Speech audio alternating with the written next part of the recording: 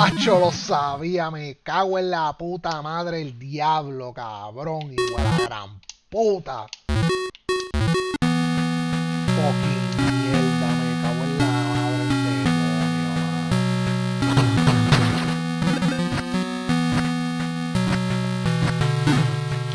Ajá.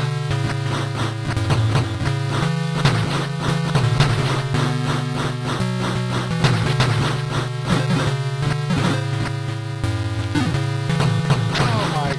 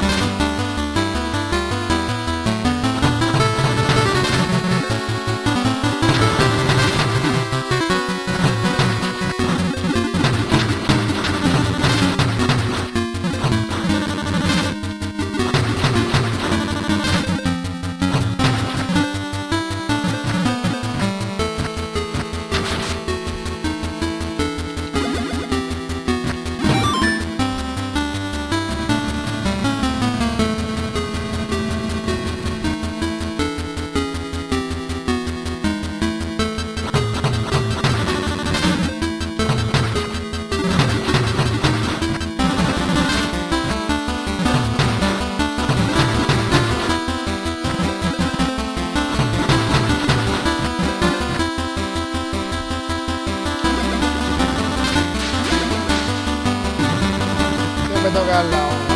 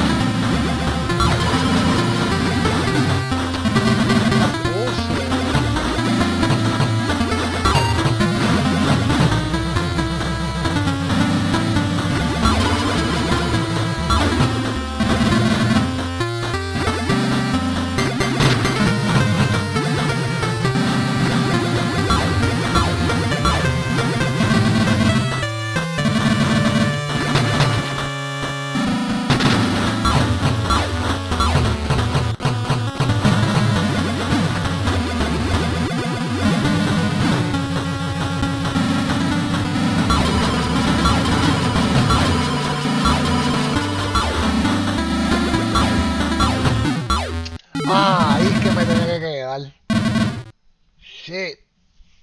Okay.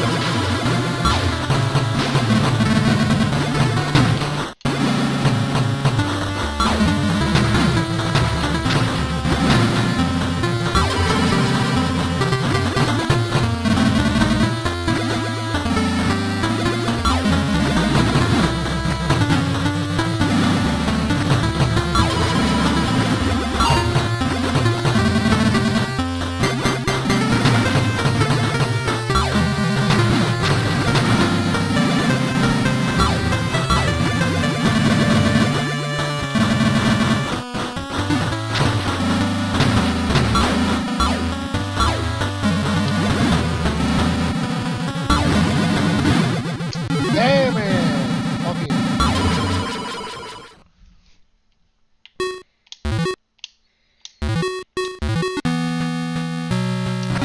Fuck.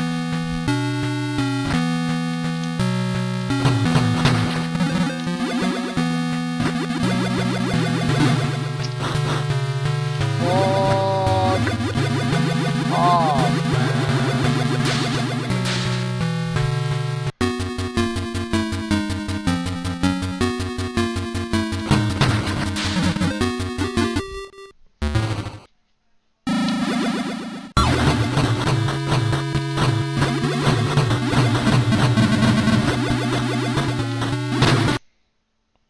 wait.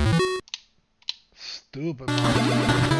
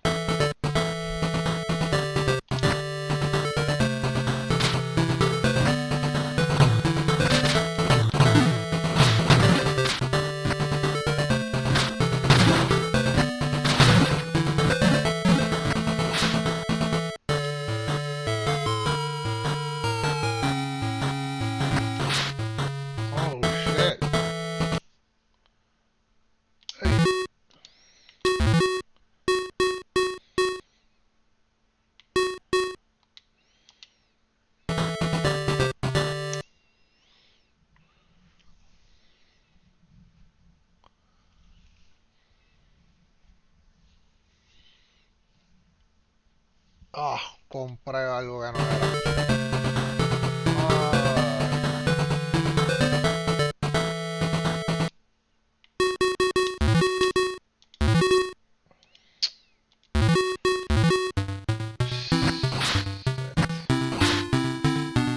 Ay, esto no era. Super motherfucker.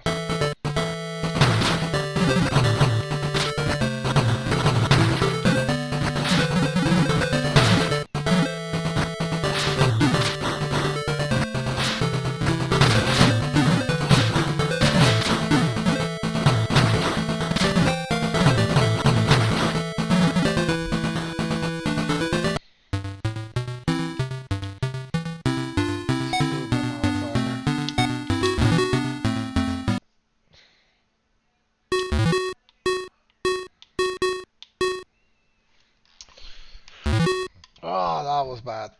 Fuck.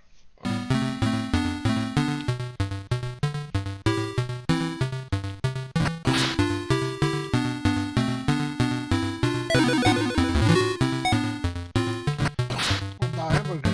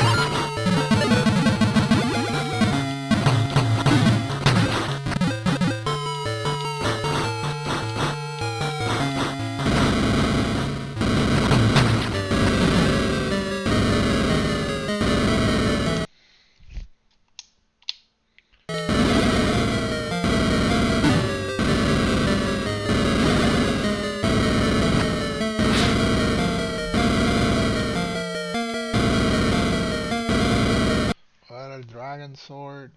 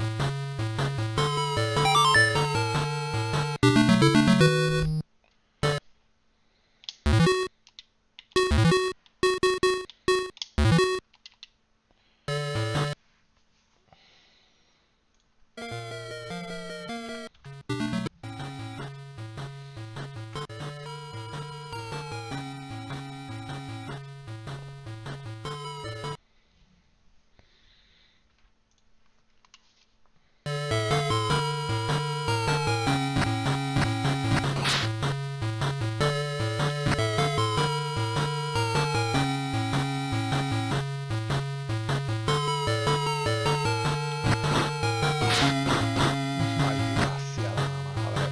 ¡Nieto!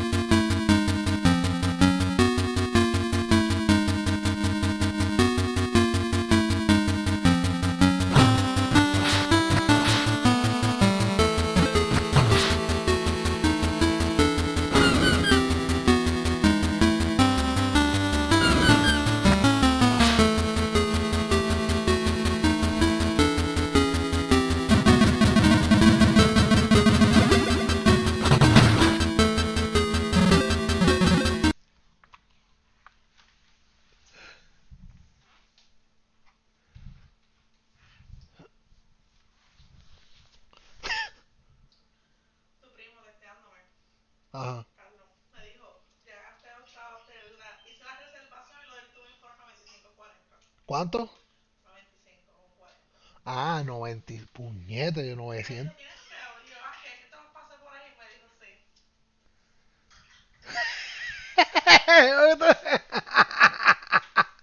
Porque tú me miras.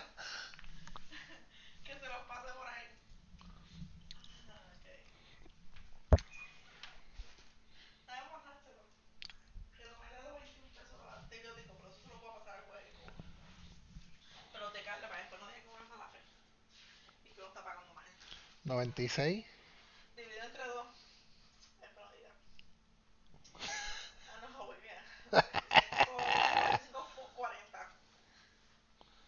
¿Cuánto te tengo que pasar a ti?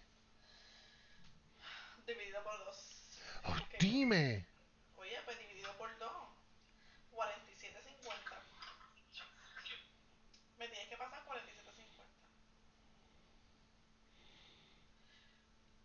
Ok.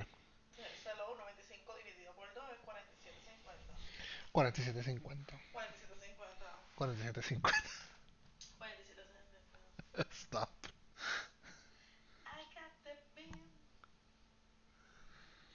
No te voy a pasar 50 para que. Pues el PayPal te cobra siempre.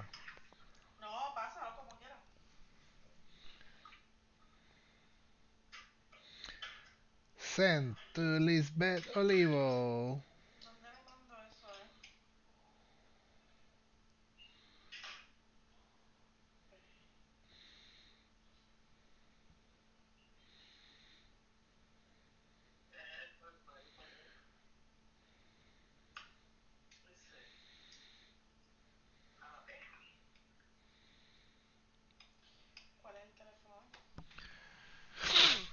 Sí, que confirme bien.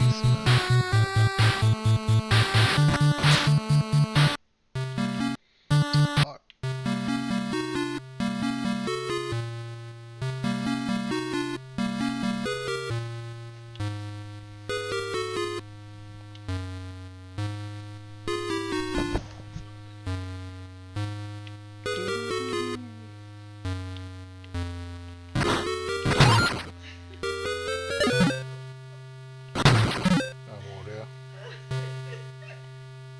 A perder.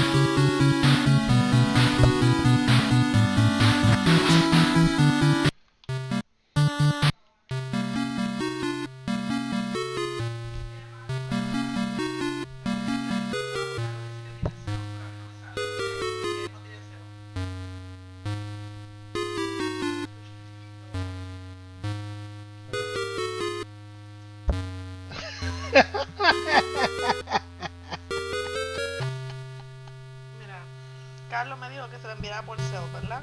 Pero yo le tiré una foto a y me la puse con una cantidad, pero me dice que se lo envié por cel. Cuando se lo envió por cel, dice que no está registrado. Se lo escribí, pero no va. ¿No me escribió a mí? Eso, porque tú eres primo, Sí, pero tú eres la que quieres cuadrar todo porque como tú no me quieres hacer caso, pues. así se cuadra, para que después no llegar allí, comer, pagar aquello, pagar aquello.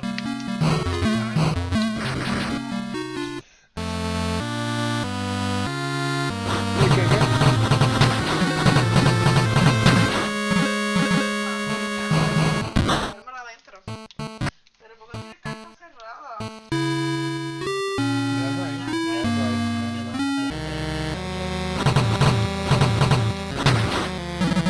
Eso no es ningún cheque. Deja de estar jugando más. Hello.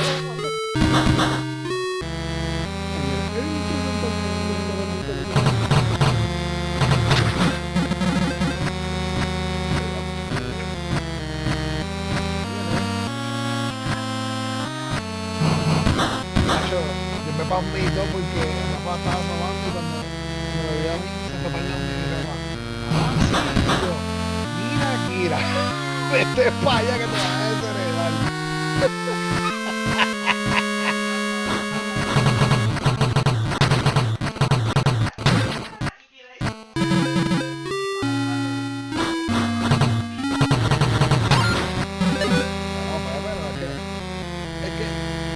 boliche, pero estás con tu perra y te pasan en la cueva cerrando la puerta. Y los perros sienten eso. Ah, pues. Él nunca la pone cuando Eso es tu amiga fiel, ¿no? Es así que no te va a fallar. Bueno, ya te está fallando conmigo. Pero es porque te lo buscaste, pues.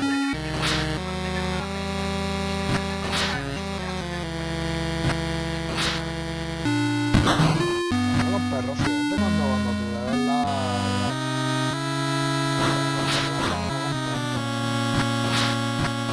no te ves que es para que te quiere a ti y a Melanie más que a mí. A mí me gusta porque sabe que yo soy el que lo sabe. O sea, yo soy el que le doy la diversión. Pero cuando es de amor, no. Sabes que-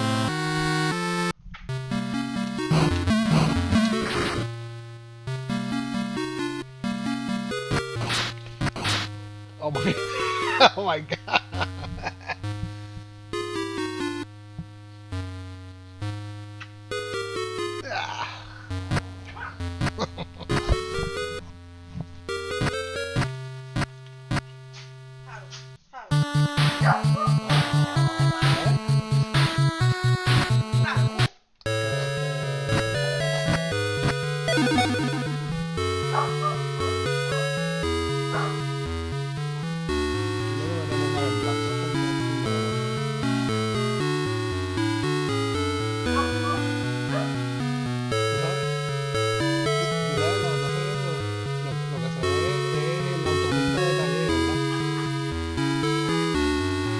Ya lo saqué, ya lo saqué, ya lo saqué, ya lo saqué, ya lo saqué, ya lo saqué.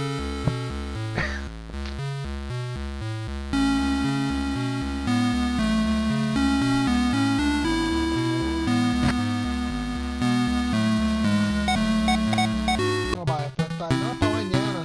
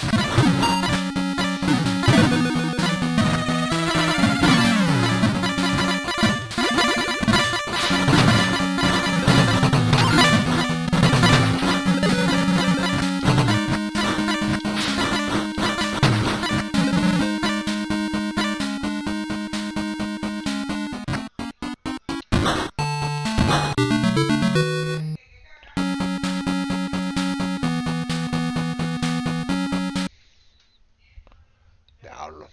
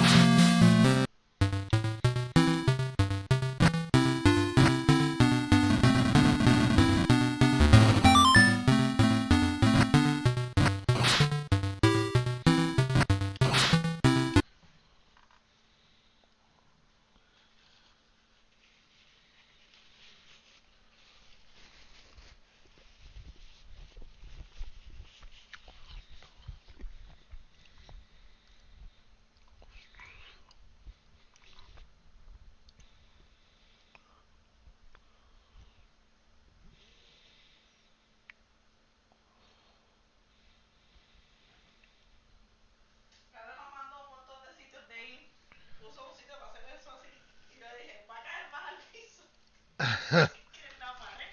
Y después puso el Top Gun, que ya hemos jugado Top Gun. También veremos. Y hay un sitio que es como Arcade Monster, que es con los pins, las arcades, es que me va a encantar el arcade. Y también tienen un puso que tiene una barra. Y yo, esa es la que era. ¿Cuál? Una barra. Se llama un sitio que me puso que es como un Arcade Monster, pero entonces me puso que también tienen para beber y tienen para jugar. Y yo, te veo la barra, aquí ustedes. Tengo que escuchar como dice, ¿lo que van a comer? 90 años, no se supone que yo diga, ¿qué no puedo comer? Como John, que mi marido se está riendo, que le dijo, Titi, es para dejarte saber que voy para Walmart a comprar unas cosas mías. Y mi marido, ya yo no tengo que decirle a él, John, espera, no se puede porque ya tiene el carro. Si tú quieres ir para Walmart y eso ya tú tienes carro. Y mi marido le dijo, ¿tú me estás pidiendo permiso, John? Dijo, tú sabes que tú tienes tu carro, ahora tú puedes ir a donde tú necesites. Entonces él viene y me dice que cuando fue para el cine ayer se perdió. Y yo, John, tú sabes que cuando tú sales de guagua, la primera luz a la derecha está el cine, ahí está todo el banco. Es que cuando doblé, pues no sé qué pasó, me fui por otro lado y yo dije, tú, pues, nene, es fácil, vaya, la primera luz a la derecha, ya está el cine ahí al lado. Que vio Wonka y solamente había dos personas en el cine, él y otra persona. Pues, eso fue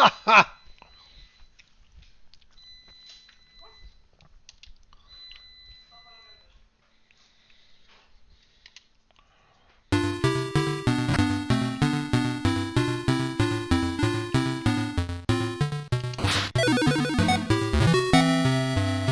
Ah,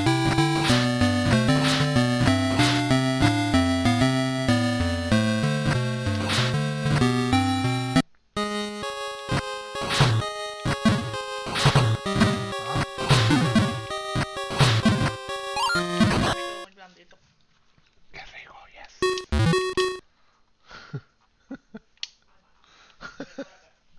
Mejor voy a Florida Bakery a llegar. Ah, madre mía. Ahora pasa estamos en esa olla, pero tengo que sacar las habichuelas. Pero mi marido, ¿cómo es que tú le consigues? No, ya estás vieja, me está olvidando lo que yo te digo. Y yo, falta de respeto. Me dijo, te dije que cogías el miércoles. Y yo, no, tú me dijiste a mí que ibas a buscar a Manny el miércoles y no el jueves, Rafa. Eso fue lo que tú dijiste. Él me dijo, no, no, no, porque yo lo que hago es que pongo al otro muchacho ese que mi marido va al training mañana y ya puede estar admitiendo. Pero ella quiere avanzar y dar el training para que así cuando yo me vaya de vacaciones, pues obviamente yo necesito tener días libres, pues lo tiene que acomodar admitiendo. Para que yo pueda hacer los días libres, porque así yo no tengo que pagar el trabajo.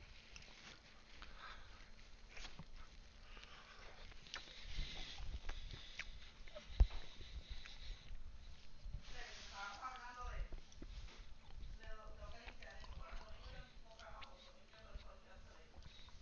El domingo podemos. Bueno,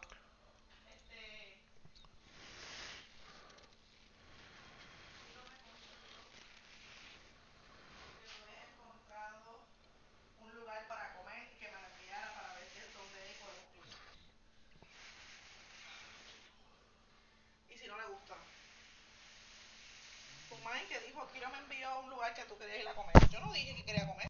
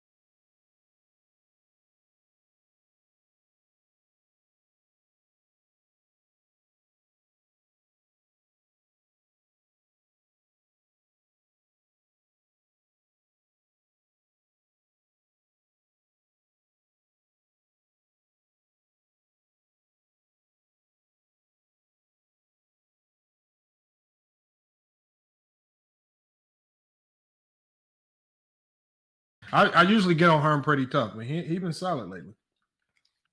Yeah, Lamar, what's a player comp you compare to Jordan right now? A player comp. I don't think there's any. You don't think there's any? Okay. If I'm being honest, now people can joke around and say DeMar DeRozan, but if we're being honest, the only comp, No, the only player. I think the one player whose style is closest to Jordan's. I don't think this player compares to Jordan, but his style is closest to Jordan would be Anthony Shea, Edwards. because Shay's not a Anthony 3-point Edwards shooter. and Shea. He's elite mid range. I would say if you combine Shea and Anthony Edwards together, that would be the closest thing. But you would have to combine them. Yeah, because Shea doesn't have the athleticism. That's the only problem. Yeah, he doesn't have that. Shay's not a very good 3-point shooter. That's his one weakness. Because Shea has great touch around the rim with that shot. Yeah, and that's what Jordan had. And then that good mid range, but he doesn't have the athleticism. Yeah, if he had the athleticism, he'd been a good player comp. Yeah, we later have to combine those two players to get Jordan, which is actually saying it's not a lot about perfect Jordan. comp, but Shea scores in similar spots on the floor to where Jordan did. Yeah. I just like their touch. Like Shea, I don't know. It's like everything he shoots, because he shoots it so soft. I feel like everything's going in when he's in the mid range. He don't miss much. Like I don't get it. His mid range is crazy. So yeah, I mean, you got to give him his props there. I mean, like I said, the closest thing we ever seen to Jordan is Kobe. Yep. I mean, even Kobe was. I think Kobe was on. Kobe was on. Listen, you can say what you want. He is, but he was on another level though. He was on another level. He was on another level than Jordan. Like that was. And we talk. No, I'm just talking about skill. Like stop it. Like stop it. Stop it. Don't do that. Don't do that to yourself. I'm with Jordan. I ain't against Jordan. Yeah, Kobe didn't have close to the vertical or athleticism Jordan did, but he had the mid. He played similar to Jordan in some ways. Nah, he plays everything Jordan could do. Kobe did. Like this. Hold on, let me ask Brandon, because Brandon said something that I've gotten a lot of flack for saying, and this came after watching a lot of Jordan. And the first thing I said was, I did a video on this. If y'all look through my catalog, I did a video like 2 years ago where I said, after watching, I believe Jordan's defense is overrated. I said that like 2 years ago. I did a video. I'm trying to pull it up. Why did you say that, Brandon? Because I noticed that as well. How do you think he got so many all defensive teams? Well, I think there's a lot. Obviously the NBA wanted to build the league around Jordan. That was part of the reason why they put the illegal defense rules in. Jordan's the GOAT in my opinion. But the NBA still did things to help benefit Jordan, like the expansion teams and the illegal defense rule. And there was a lot of politics. There's always politics with the MVPs and the all defensive teams. But when I watched Jordan play defense, there were certainly a lot of series where Jordan got cooked, like in the Indiana series by Reggie Miller. But the thing about Jordan's defense was he gambled a lot. He was always out of place because he was gambling, going for steals. So when people cite Jordan being at the top of the league for steals, well, he was gambling a lot. He was out of shape. He was out of position. Pippen was the perimeter defender who was usually guarding a team's best offensive player more than Jordan. Jordan liked to gamble a lot, but Jordan also didn't have the size of guys like Pippen. Jordan didn't have the same defensive versatility that bigger players like Pippen did, and he definitely was out of place with his gambling. He also he struggled in multiple series guarding some of the best offensive players too. To me, Jordan was a good defender. I don't see Jordan as an elite defender though. Hold on. We had SFM say something. SFM, you just said something. You said gambling is not a bad thing. Gambling is not always a bad thing at all. To get serious. Okay. When in basketball has gambling been a good thing? When in basketball has gambling been a good thing? Yeah. To me, it's a bad habit. My best player right now, my point guard, that's his biggest flaw. It's hard. We got to get him to stop gambling. Why do you feel like gambling is not a bad thing? So there wasn't at times that clutch steals have been made to win games. Okay, but you don't have to gamble always to get clutch steals. You can sit in front of your defender, work as a team, get tipped balls, loose balls, be the first to get to 50-50 balls, and then you can get steals. Okay, has it happened? What? well, a person they get a clutch steal in the passing lane or something, and it turns into a key bucket. Yes, that has happened plenty of times. Okay, but and Renegades is a good thing right here. Just the word gamble. When you gamble, you're putting something at risk. So when you gamble defensively, what are you risking if you don't get the steal? A chance. You taking a chance. But what are you risking if you don't get the steal? So I'm glad he brought up gambling. Yeah, gambling, you right, but you got to take a Hey, chance. let me make this quick, gambling, y'all. listen, in gambling, you either gonna take the chance or you gonna lose the reward. Let me make this quick. One other point. Hold on, let me. Hey, Herm's at work. Let me let Herm go real quick because I know he's at work. I want to let him get his take. The Bulls were better defensively in 93, 94 without Jordan than they were with Jordan. On, man. Hey, Brandon, man, let Herm get the red carpet real quick, man. Herm gotta go. When you compare defensive ratings in the 90s and now, the 90s was at a 107, and today's games is at a 112.9. But this is the thing that you could take the pros and cons with it. The 90s went through the illegal defense, which is true, but to kind of alleviate and cancel it out a little bit, they let them be more physical. They let them hand check the whole nine. So if you like more physical play, the 90s, you gonna be more better suited with the 90s. If you like schematics, if you like schemes and all that, today's game is more suited for that.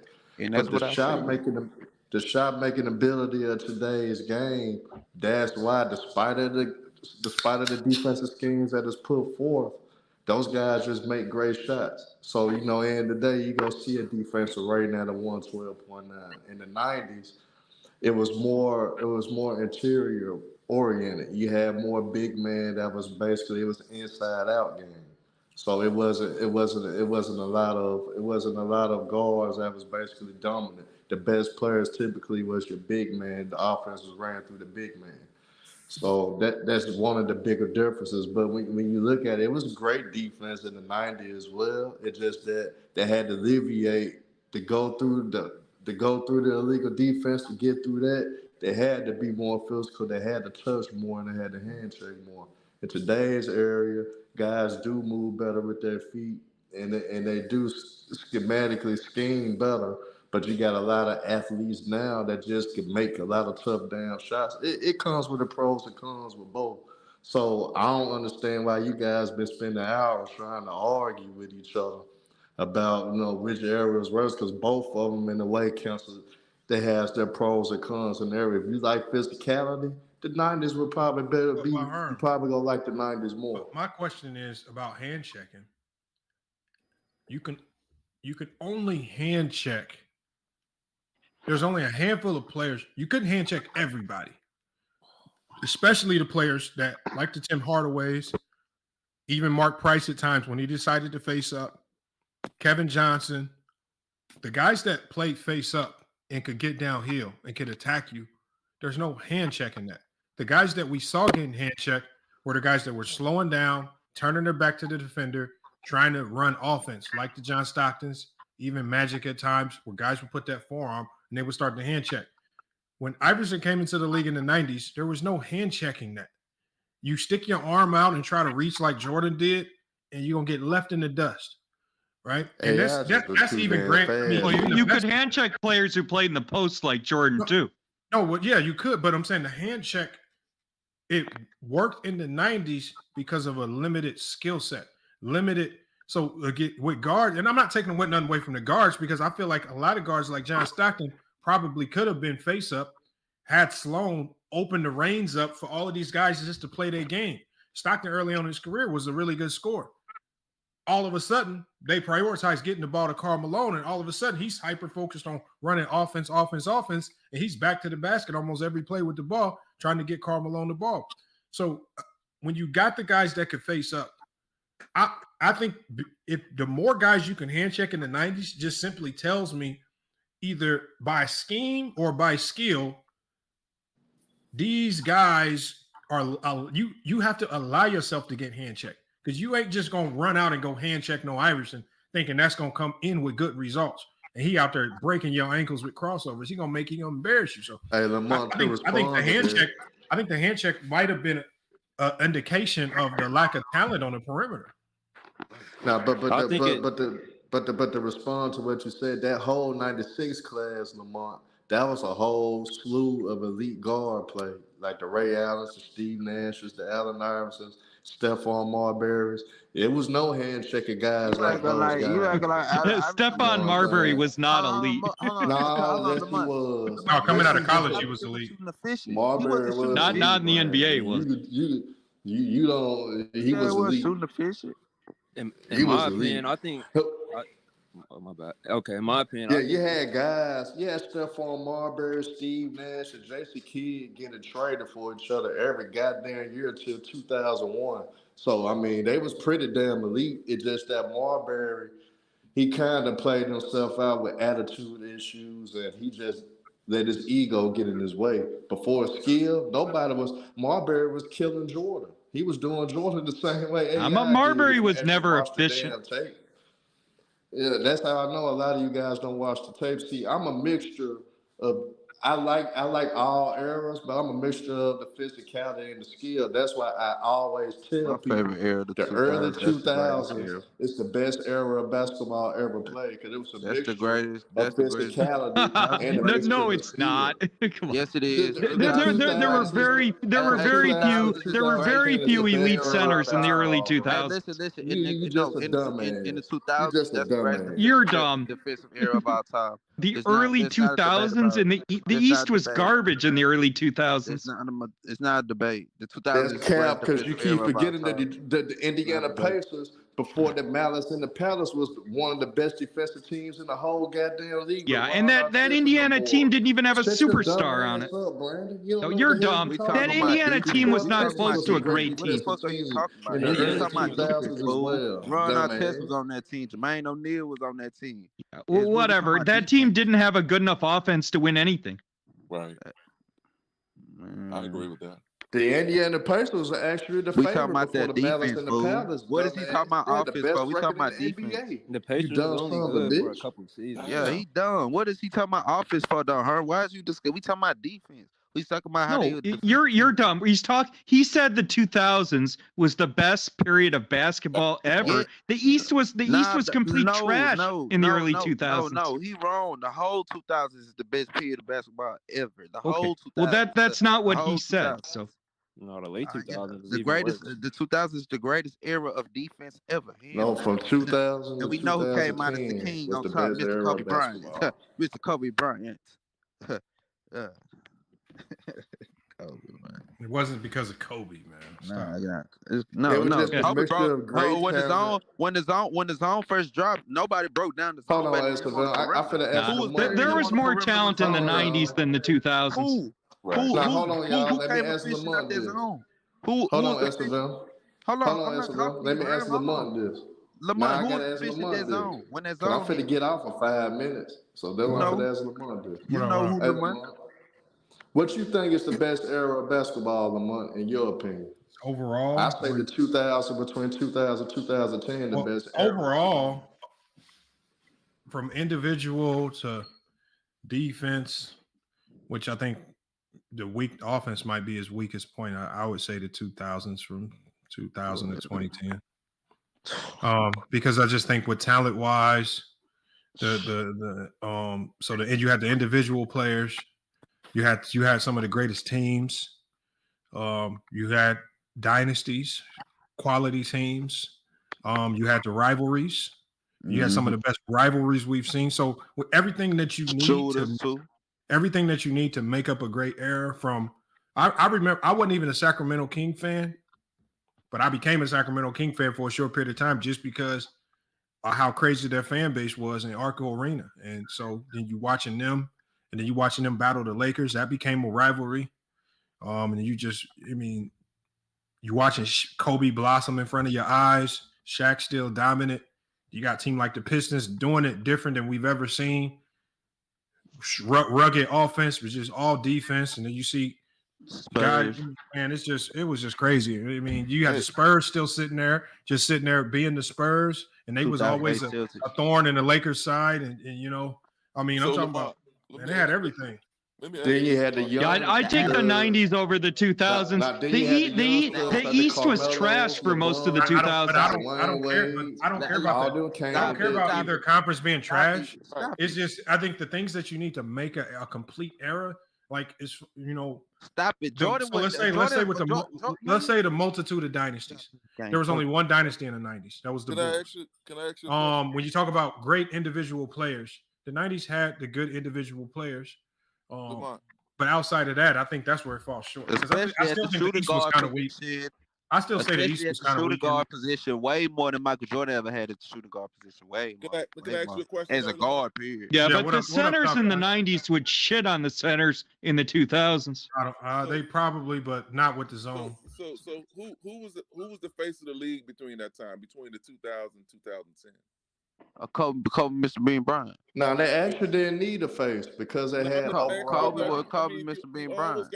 No, the one thing that they didn't have, and I could give it to you, top flight, is they were still seeking a true face. I think they wanted Kobe to be the face, but once I can't remember when the incident happened, but once that incident happened, he definitely couldn't be the face. So again, they had to ride the coattails of great teams, rivalries, dynasties. And I think because they didn't have a face and weren't hyper-focused on one player or one team, it made everybody much greater. So we saw the best of the Spurs. We saw the best of the Lakers. We saw the best of the Pistons. We saw the best of a lot of different teams. The Sacramento Kings, we saw the best of them. And the league wasn't hyper-focused on pushing one team or one player. Players. Then you had the great class. Don't say players. Don't forget players. Way more Yeah, but for almost half of the 90s, both the East and West were elite. The East was trash for almost the entire 2000s. Listen, man, stop it, man. You had D Wade, LeBron, Carmelo. Yeah, D Wade had too many injuries. D Wade got hurt in 05. D Wade had injuries, and then D Wade didn't have very good teams at the end of the 2000s before LeBron came. Literally in the 2000s, you might have. Stop it, man! I can name 30. I mean, you got Dirk. Come on, you had the Miami Heat run with Wade. I mean, like it was just you had a combination of so much. Yeah, but you also had two of the worst teams to ever play in the NBA Finals made it in the 2000s. The Philadelphia team in the 2000s and the LeBron team in the 2000s. Those are two of the worst teams to ever get to the finals. Man, they had the 6 man of the year. I think the New Jersey Nets teams were worse than those two. So you telling me a team that got an MVP, a defensive player of the year, and the 6 man is the one of the worst teams of all time? Nah, man, we need. No, if three players don't make a roster. Look, what happened? Hold on, this is what happened. The only reason, SFM, to keep your answer short, the only reason why the Sixers look so bad with all of that is because they were going up against a dynasty Laker team. This might have been one of the best Laker teams of all time that they had to go up against. So it's not like best. It's the best. What I'm saying is, it's not like they were good at the wrong time. Because any other year, any other version of the Lakers, they might have stood a chance. They just went up against, like SFM said, the best version of the Lakers we had ever seen. But that Philadelphia team is by far the worst. That's the worst offensive team to ever get to the finals by far. It's kind of like when Seattle made the finals versus the Bulls.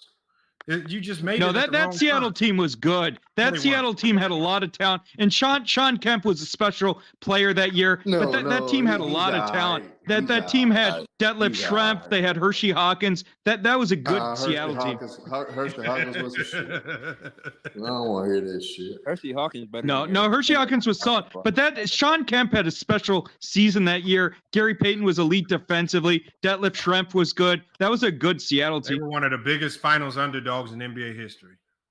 Yeah, and I'll tell you that when that series went to 6, Jordan's the GOAT, but the NBA helped Jordan. The NBA helped Jordan out a lot in Game 6 because after Gary Payton got physical with Jordan and Seattle won Game 4 and 5, the NBA brought in the Jake O'Donnell crew to officiate Game 6, and they did not let Payton get physical with Jordan in Game 6. The NBA had Gary Payton in foul trouble in the second quarter in Game 6. They weren't letting him play physical defense against Jordan after Seattle won 2 games against the Bulls.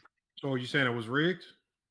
No, it's not rigged, but it's like the real world. There's politics. Not everything's 50-50. Jordan got calls just like most superstars get called. Jordan's the GOAT, but every dynasty needs three things. They need great players, great luck, and they need some help from the officials too. Tom Brady got calls, LeBron got calls, and Jordan got calls too. That's the NBA. There's always That was politics. the weakest team Jordan faced in the finals. This motherfucker can't stay healthy, man. What happened? Vanderbilt just went down. Oh shit. Yeah, I don't. I forgot that game was on. I need to turn it on. Yeah, I mean he just went up. Oh, but Brooks pushed him in the back though. He landed funny. Probably on that bad hill. Man, that same. Sometimes with them heel injuries, Right. when you like re-aggravate it, it hurts really bad. But then when the pain goes away, you back to normal. Like them heel injuries is tricky. Yeah. So it could be. Hey, can Yeah. I say, The other thing about the 2000s is there was some disgusting officiating in the 2000s with Wade in 06 and with the way they officiated the Lakers in the 2000s, and that marred that era too. Yeah, can I say something? Just Go watching. ahead. Can I watching basketball from because I may be the oldest one on the panel, but just watching basketball from like Dr. J down to Magic and Bird and Jordan, watching MJ blossom. It's just like what bothers me is when we have to try to tear down, history. I watched MJ play and just watched how MJ dominated the league. And it's not like those jokers were just allowing MJ to do what he wanted to do, but Mike was just doing it. And see, we'll separate the great players from, with assistance from the league. Right. When you look, the legal was a big. Hold on. I'm going in a different direction though, because what I do, that I look at dedication. When I look at Kobe and I look at Mike and I look at LeBron, I look at the work they put in on the off season. A lot of these cats, not to say that a lot of them don't do that, but there's special players that actually just make themselves great. I watched MJ. Somebody said that MJ couldn't go left. But I watched MJ just evolve into just something. And then when he and I remember as a youngster when people used to say, they say that when MJ developed that fallaway J, that he was going to be unstoppable, and he worked and when he finalized that jump, it was just like just watching poetry in motion. But my thing is this with the league that kind of bothers me now with the younger American players, and I emphasize American players, is because the American players are allowing these foreigners to come over here and just dominate, and that shit would have never happened in the 90s. They wouldn't have had that. The 90s they just started. Hold on. It did happen. Hold on. When you had Drazen Petrovic, because international players didn't come over here as much, but when they came over here, international players still cooked. Drazen Petrovic might have been one of the only people that treated Jordan like he wasn't God. That man used to go right back at Jordan. Right. So when you talk about, remember, if Arvidas Sabonis came over here in his prime and he wasn't restricted, because remember, he had to go do something with the military in this country, and he had to come over here when he was a 30-year-old rookie. A lot of people say if he would have been able to come over here in the prime, Jordan would have had some competition as being the best player in the league. And Manu Ginobili too. Again, there were a lot of early rules. 2000s. There were a lot of rules that, remember, a lot of NBA teams weren't scouting overseas yet, and only the Bulls had opened it up. But when overseas players came over here, when they hit on one of them boys came over here and cooked. Drazen Petrovic, unfortunately, he passed. Arvidas Sabonis just came over as an older rookie. He was cooking. So it's not like they didn't come over here and cook. They was cooking. Yeah, but the overseas players were not great. I mean, there was Tony Kukoc came from Croatia. Kukoc was good, but he wasn't great. Are you telling me if Arvidas Sabonis, no, hands down, the best international player of all time would have came over here in his prime, he wouldn't have cooked the league? Best international? Yeah, he's not. No, that's not what I'm saying. I'm saying most of the international players who came over in the 90s were good. They weren't great. Yeah, but you weren't getting the league. The league wasn't global. They was trying to get the league global. It took years. Now all these kids are growing up with training and stuff, just like Luka did and stuff. So they're way more right now. So it makes sense why they're better now.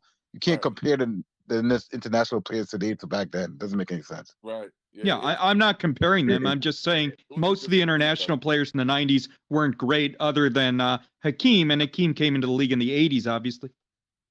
That's my point. And see, though, so when I asked the question about who's the face of the league, it's just like, we just want to overlook Shaq, and I just don't know why we do that. But when MJ was out, man, Shaq was doing his thing, and they don't, and I understand the way that Kobe evolved, and what I mean, but Shaq was the man. He was a freak of nature, man, and we just overlooked Shaq. Vanderbilt ejected. What the hell he do? He hit Booker upside the head a couple of times. I told you, they would. Didn't I tell you he pushed him in the back when he went down, and Vanderbilt took his arm like a couple of plays later, and hit him with a forearm, and then when the refs blues, he just smacked him upside the head right there. I gotta see that replay. I missed it. It's just. But like I say, he pushed him in the back. Hold on, let me see. Oh, that was weak right there. Right. Oh, he poked him. Right. They had already called a tackle. But did you see the forearm to the chest? Yeah, I saw the forearm. Man, that was right. Man. This strong league y'all talking about. No, hold on. What can the player? Hold on. The player did the action. The refs made the call. Right. So is he soft? Or is the ref soft? Because the refs blew that weak ass call. The refs is soft as fuck. The refs is super soft. Bro, these refs, man. And then the thing is, the only thing that bothers me about the refs is they're not consistent. Because one game they'll let that go. Another game they're ejecting people. Mm-hmm. I just want them to be consistent. I hate that shit. Right. Yo, I'm not gonna lie. Why Cleveland played so? Oh, Mobley came back. I'm about to say, why they play so good without Mobley? They have better spacing. Yeah, I know. I mean, Cleveland's lineup is absurd. They can't play Mobley and Allen together. Cleveland needs more shot. Cleveland needs to be smaller. They need better shooting. They need to choose between Allen and Mobley. Allen's a better player than Mobley. I mean, Allen's not a shooter, but he's an elite athlete. Cleveland can't play Mobley and Allen together. They don't have enough spacing. Okoro with them, so you'll have Okoro, Allen, and Mobley, all three of them. Yeah, Okoro. They need a. Yeah, I mean, Okoro is complete trash offensively. Okoro's a solid defender, but he's horrible offensively. Cleveland needs more shot creators. Rockets in the zone. They just need to. Rockets in the 3-2 zone on LeBron. Right. Damn, he made him airball that 3. Sign my boy Money, let him cook. That's what they need to do. That was foul. The Wolves better not lose to OKC again, bro. That's stupid. Yeah, OKC just lost to the Pistons, man. That's crazy. It happens. But this is a matchup. This is a matchup. Oh, the Lakers lose to the Pistons, bro. They talking about trading everybody, man. That's how it is, man. The Lakers, man. They fan base is wild. Sometimes you just lose to it. Like the '96 Bulls lost to I think expansion, that shit just happens randomly on an 82 schedule. That should happen. I don't know. I think the Pistons. I don't know. I think the Pistons might make that move for Zach LaVine. I think they might do it, but he got hurt again. That's why I think they're not doing it. Salute to Young Africa in the chat. Let me drop the link and get a few more y'all in here. You think the Wolves are going to make noise in the playoffs, or you think they're like? I believe so. I mean, they have their weaknesses. I think sometimes offensively they can get stagnant, but when the team can defend the way they do consistent, if they can just keep defending, I think they can get to the Western Conference Finals. Yeah, the only problem I have with them, I don't think a team whose best player is 22 can make noise in the playoffs. Their offense is literally trash. That's the only they just get. But they defend. I just don't understand. Maybe because Edwards is young, he turns the ball. I don't understand how Edwards and Towns pick and rolls is not unstoppable. The Lakers literally just let I think Taurean Prince might be one of the most overrated defenders in the league because he just lets people walk by him sometimes. I'm talking about just walk by. That boy Sengun is going to become a monster, bro. Yeah, the Lakers are lucky Morant got hurt because the Lakers would have had a lot more trouble making the playoffs if Morant didn't get hurt. Memphis would have been better than they were. That's one team they probably won't have to worry about to get a playoff spot now. The whole Memphis squad got hurt. Their whole starting lineup was hurt. Hey, Lamont, this is when they really need another rim protector right here. And who are you talking about? The Lakers? Yeah, but that's what I said. I said I would be if I'm the Lakers. But see, the problem is the type of rim protector they need is just not on the market. Like they need a Jakob Poeltl type guy. Right. Is AD not playing tonight? Yeah, he is. He just checked back in. Oh, that boy Cam Whitmore been playing good lately. Yeah, he's good. Who's y'all surprise player of the league this year? Give me to me. Surprise player. Sengun. Who else? Surprise player. Just one. Sengun's a good choice. Who's a surprise? Who's been doing good this year? Oh, AD just got turned the ball over. Oh, Jabari too. Jabari in the same team. Jabari too. Offensive rebound in the Rockets. Halliburton for me. Wait, who? Who you Halliburton. Oh yeah. Halliburton. The Rockets are just playing hard right now. That's what it is. The Lakers don't play hard. Do you see this? Do you see how the effort just changes on a night in, night out basis? Like, who is this guy that just scored that layup? Who is that? Right. I think the player to me that's exceeded expectations the most has been Karl-Anthony Towns. Everybody talks about Edwards, but Towns is shooting 50-40 this. Towns is shooting 50-40 this year. I don't think he exceeded anything. He's been that good. Right. He hasn't been 50-40 like this most years. And Towns has played solid defense this year too. Towns has never defended before this year. No, I don't think. See, that's the thing. That's the thing. I think with Minnesota, because they look night and day from last year with almost essentially the same players. Yeah. I think once you make up your mind to be a much better defensive team, I think you have to have, and I talked about this with the Lakers, you have to be connected. You have to be able to communicate. And then you also have to be willing to sacrifice. Right. And so one of my biggest problem with the Lakers and why they're so inconsistent, because I think they have so many divisions in that locker room that they're never going to be a consistently good defensive team because they're just beefing, too many beefs in that locker room. And I don't think you can be a good defense in the league when I feel like, when I'm getting the sense that some of your players don't like each other. It looks I bad. think one of the things about the best defensive teams is they tend to be teams that practice a lot, like Thibodeau's teams, Miami's teams, and LeBron's well known at this point in his career for hating practice. He just doesn't like to practice a lot between games, and I think that's a big part of the reason the Lakers aren't as good defensively this year. Darvin Ham tried to say they can't practice due to injury, which I don't buy that. Yeah, I don't buy that. I don't buy that. But I mean, defense is hard. Like we work on, like when we were supposed to practice today. I gave the guys a day off, but whenever we practice, I'm always working on some element of defense, whether it's pick and roll defense, whether it's closeouts. It's like you got to do something because offense is like I told our guys the other day in practice. I said we do not need to work on offense. I said you guys know the plays. Not about to run through the plays over and over with you guys again. Well, we got to work on defense every day, and that's what saves us. We just had a trip to Cali. And we went crazy, so that was all defense. Right. Well, he's 39. Well, I don't like using the age excuse for LeBron. Ain't nobody saying 39 when he dunks on somebody, so don't say 39 when they getting their brains beat in. He turned his one more point about Jordan and defense is the Bulls' best defensive team in the 90s was the 93-94 team with Pippen that Jordan was not on. The Bulls' defensive rating was better with that team than any of the teams in the early 90s that Jordan was on. You know what I think hurt that 93-94 team? They lost Jordan, but they didn't get any real replacement for him.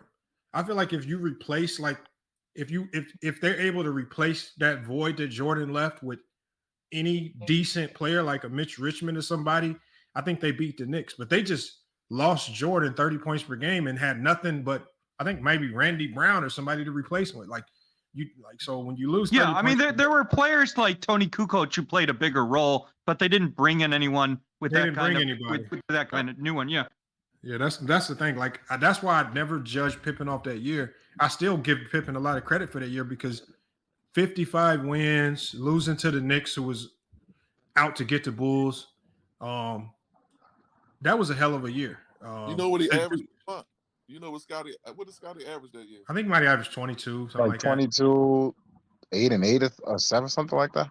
Still, that's a lot in the 90s too, kind of. I mean, it was crazy what he did that year without Jordan. Like 55 wins. 22, 8 and 5. Like, you know how many teams in the 90s when they would lose their best player? Like, The San Antonio Spurs lost David Robinson for 1 year and turned into the worst team in the league. Like, if you lose your best player, you're not supposed to be good like in the 90s. So yeah, the Bulls did struggle the next year before Jordan came back. They were barely the 8th seed when Jordan came back the next year. But they were wasn't it good because they 93, lost 94, but the Bulls struggled 94, 95 before Jordan came back. Hold on, when did Horace Grant leave? He left that year. 95. Right. Orlando. Yeah, Yeah, he went to Orlando. Yeah, so I think they were struggling that year because they lost Horace too. Mm-hmm. Like, and again, when you think about it, no real replacement for Horace. They just lose them. But part of it was the first year after Jordan left, the Bulls were determined to show they could win without Jordan. They didn't have the same energy the next year either. They added Kukoc too, but they lost B.J. Armstrong in '95, though. I think. Boy, the Lakers are getting cooked right now. They're down 21. It's awful. It is because they never. Houston, I'm telling you, Houston's gonna be a problem the next few years, man. They're gonna be a problem. Hold on, look, like I'm watching their offense right now. Like, look at how Houston's playing. Yeah, I see how Houston's literally zoned up towards AD. They don't really care about, like, Torian Prince just knocked down a 3, but they're gonna live with the Lakers shooting threes. Right. AD touched the ball. They have 4 people in the paint. Do y'all think MJ would have been a better defender without illegal defense? Yeah, all the teams in the 90s would have been better defensively. Yeah, everybody be better because you can do more schemes. You can do, but the thing is, most of them they never really follow the rules. They followed it. The refs, it was kind of like what we were just talking about. When the refs, it's like the 3-second rule right now. Like, people, if you watch every game, somebody's in that paint for 3 seconds. Every game, every single game. But we've seen in the finals, like with the Bulls in Utah. Well, I watched the Bulls get called maybe like on 4 possessions in a row illegal defense. It was crazy. That's what I'm saying. They got caught 4 possessions in a row because they're used to doing it. And then when the refs probably like today, you know how refs someday they just feel like calling some shit. Well, what Stallone would do is Stallone would, like, again, that's when he started that weird strategy of putting like Ulster tag on the 3-point line, and when they were illegal, he would be yelling it out. Look, they're illegal, and like he was just literally like calling it out. But that's what happens. Yeah, Jordan struggled to shoot in some of the Utah series. Jordan only shot 40% against Utah the last year when they beat Utah in the finals. I mean, Utah didn't play the way a lot of Western Conference teams did. Jordan did well against Western Conference teams that played fast and wide open, like Phoenix, but Utah played much slower. They played much more controlled half-court game, and that made it harder for Jordan. He wasn't getting out in space as much. I think Prince is hurt. Did Stop Flight, you watching the game? No, he's still in. No, I'm just saying, I don't think he's healthy. Because did you see the way old boy just blew by him for the layup? Oh, this is ridiculous, man. AD just missed the layup. Rockets on the break. Damn. This Rockets squad, man. Telling ya. Bro, I don't know. They don't got that. I would be surprised if they get his lead back. Boston should have kept Udoka. I mean, Udoka's one of the best coaches in the league. Boston should have never let him go. How's that guy looking? You know why? You know why they had to let him go, Brandon? Well, they let him go because of politics. Yeah. Well, that lady, like when I did it, I read the up on the story. The lady was basically threatening to like sue and do a whole bunch of crazy stuff. Basically, just cause a whole bunch of drama internally and in the media. That's why the Boston even came out in the first place with the information, because she was threatening. Like when it happened, it was their intent to keep it in house, but she was making such a big deal about it because she's the one that got caught, and she was trying to make it. She got caught up. She was trying to play victim and make it seem like somebody wronged her. So she started saying, I'm going to go to the media and say X, Y, and Z. Or anything? And so what Boston did was, that's why Boston had that press conference, which was kind of odd. And they just outed themselves before she could out them.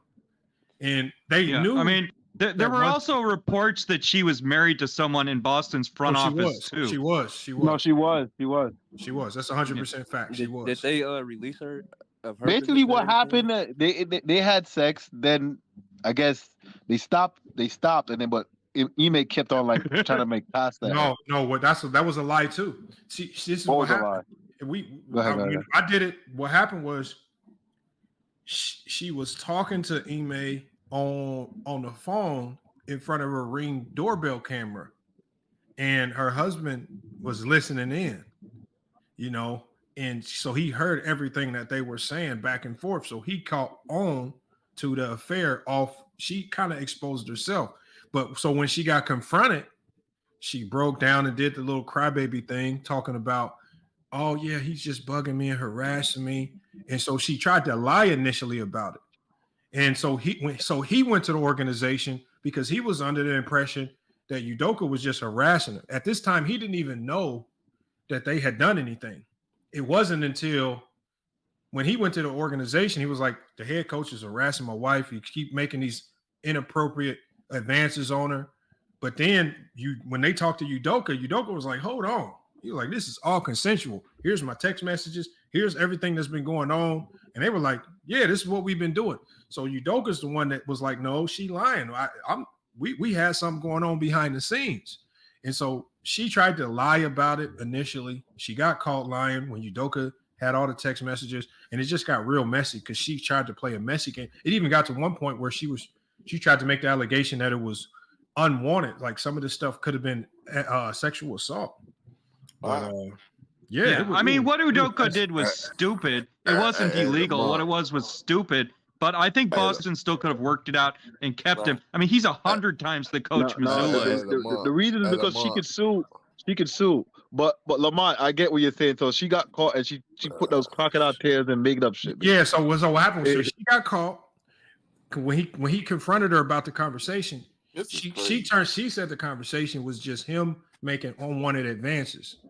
So he just was like, because he works for the team. Then he went and said, hey, the head coach is making unwanted advances to my wife. Something needs to be done. They confronted Udoka about it, and Udoka was like, hold on. It's definitely not unwanted. We done X, Y, and Z. This is definitely consensual. And he showed his text messages. So then it flipped the script back on her. They told him, hey, my guy, your wife just out here in the streets just like that, man. She just like that. And so it just made it a big mess. The woman made it even messier by denying it and then making more allegations on top of it and lying. And it was a situation where it was almost impossible not to let him go, because in the optics, if they would have fired her, it's because it's really because of that guy, the husband. That's the reason they had to. I mean, Udoka was stupid for what he did too. The husband was innocent in all this. Go after Brandon capping ass because he lied about something. Brandon lied about something too. What are you talking about, Herm? How you talking about? Herm's on fire. How you talking about the young teams that have success in the playoffs? Don't you know, dumbass, that the 2006-2007 Utah Jazz had a deep run? They made it to the Western Conference Finals with a young Darren Williams. You gotta do your yeah. My point is that no, you're missing the point. My point is if you look over 60 years of NBA history, you can always find outliers or exceptions. It's very, very rare to find a team that makes a deep run in the postseason when their best player is 22. If you go through 60 years, you might find one team. It's an exception. How was Dwight when they went to the finals? Yeah, he was young. LeBron went to the finals at like what, 22, 21? And Dwight Howard went at like 24, 25. Yeah, there's a big difference between 25 and 22. Yeah, it is. But yeah, I get your point. You're saying like younger. It is true though. Like normally young. I don't think Minnesota has enough offensive firepower in the playoffs either. And the other thing is Gobert has gotten exposed in the playoffs almost every year on the perimeter too. I think Minnesota's a good team, and I think they'll be a contender in a year or two. I don't think they're ready yet. It did another anomaly too. I forgot. I don't know why I used his most recent bias. But the Atlanta Hawks with Trae Young was 22 years old, made it to the Eastern Conference Finals. Yeah, that team was not that good. They only got to the conference finals because Ben Simmons couldn't shoot free throws. And that Atlanta team has not won a playoff series since that year. As a young stud, made it to the Western Conference Finals too as a young player. That is true. And the East was the East was nowhere near as strong as the West is this year. More recently, Brandon, these young teams and young players been making deep runs in the playoffs. So it's not like Oklahoma City can't do it. They got a great chance of doing it. It won't be surprising. OKC's not. I mean, only Shea. It's not impossible, but it's very rare a team whose best player is 22 makes a deep run in the playoffs. There are exceptions, but they're exceptions. The only problem with Kareem Abdul-Jabbar. The only problem with OKC, they need to get their weight up. Them niggas, I can see them getting fucking out rebounding the playoffs crazy. If they meet up with, like, let's say LeBron and AD, they're just gonna fucking eat them alive on the boards and just big body them. That's it. That's the only flaw. The rest, I mean, Shea's only 195 pounds. He's going to struggle with some physical defenders. Kawhi bodied Shea when they played the Clippers. Kawhi dominated him the final 5 minutes of the game. That was like 5 years ago. Before that's before he was a superstar. No. Kawhi dominated Shea just a week ago when they played the Clippers. Hold on, y'all. Oh, that's what you're talking about. I thought you were talking about these playoffs, y'all. It's not going to be about age. It's not going to be about experience. It's going to be about matchups.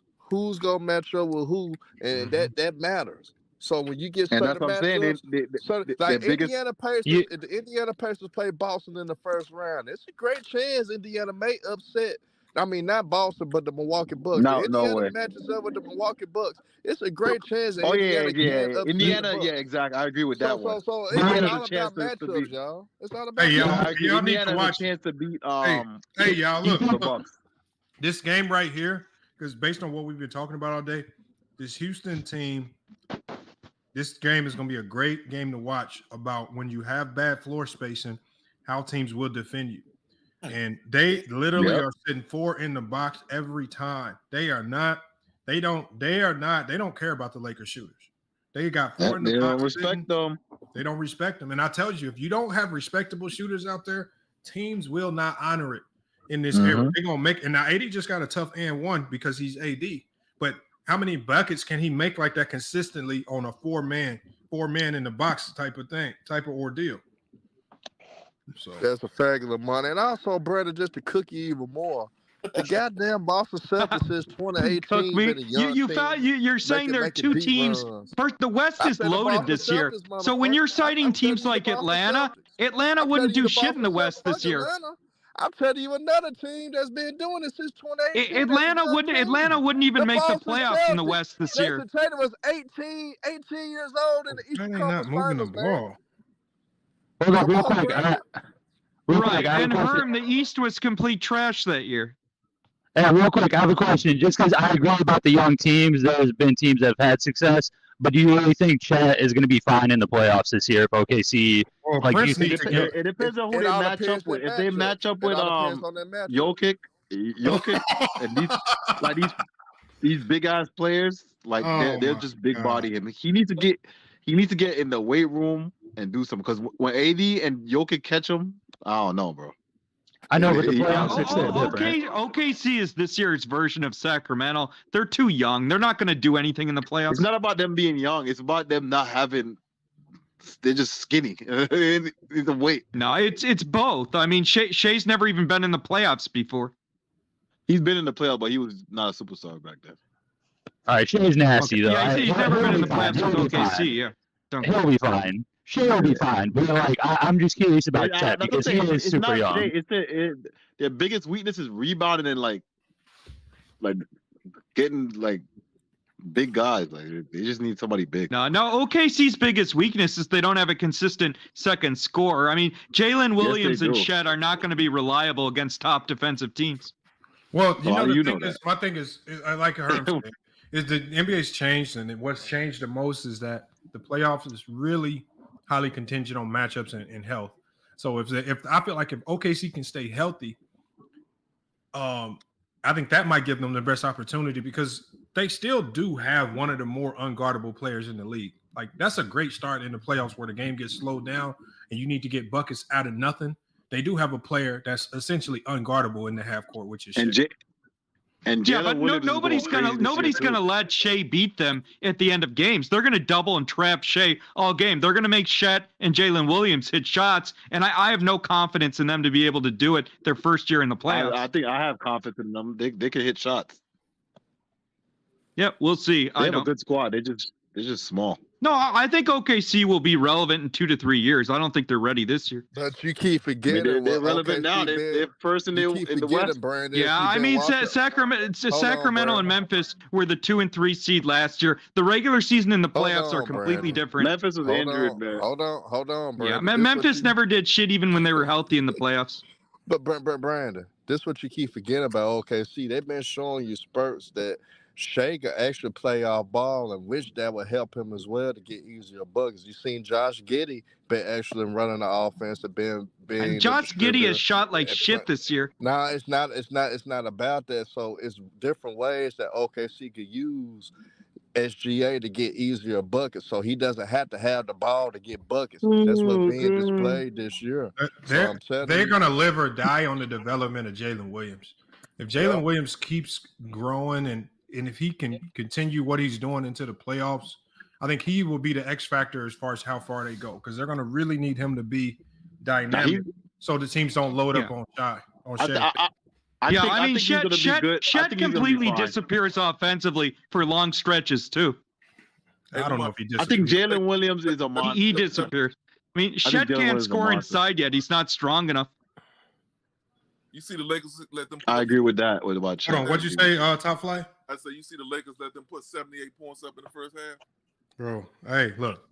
What I'm saying is, this is the weird conundrum about this Lakers. There's no defense. No, hold on. The Rockets are playing defense today. Right. The Lakers aren't. That's the big thing. So you are right. Defense still exists because I'm literally watching the Rockets put on defensive clinic versus this Laker team.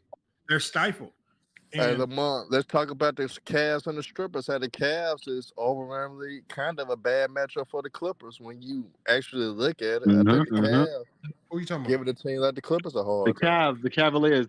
The Cavaliers look like they hit their stride. It looked like they just needed like a couple months. Cavaliers just needed to get healthy. I think the chemistry. They need to move on from the Clippers didn't show up. The Clippers beat Boston. They didn't show up for this game. They beat Boston. That was their big game. They don't give a fuck about Cleveland. Well, that's what separates champions. Because if your motivation is to be a champion, you got to win games like this as well. So that's but it's the regular season. An older team like the Clippers is not going to play hard every night. Bullshit. That's just the way the NBA is. Yeah, I don't know about that. That's the NBA. That's not bullshit, but that doesn't make it true. No, that's bullshit, man. No. That's not bullshit. It's not bullshit. I mean, that's what the NBA is. The Clippers goal is a title. Just beat the OKC Thunder there. That shit happened. Hey, but Brandon,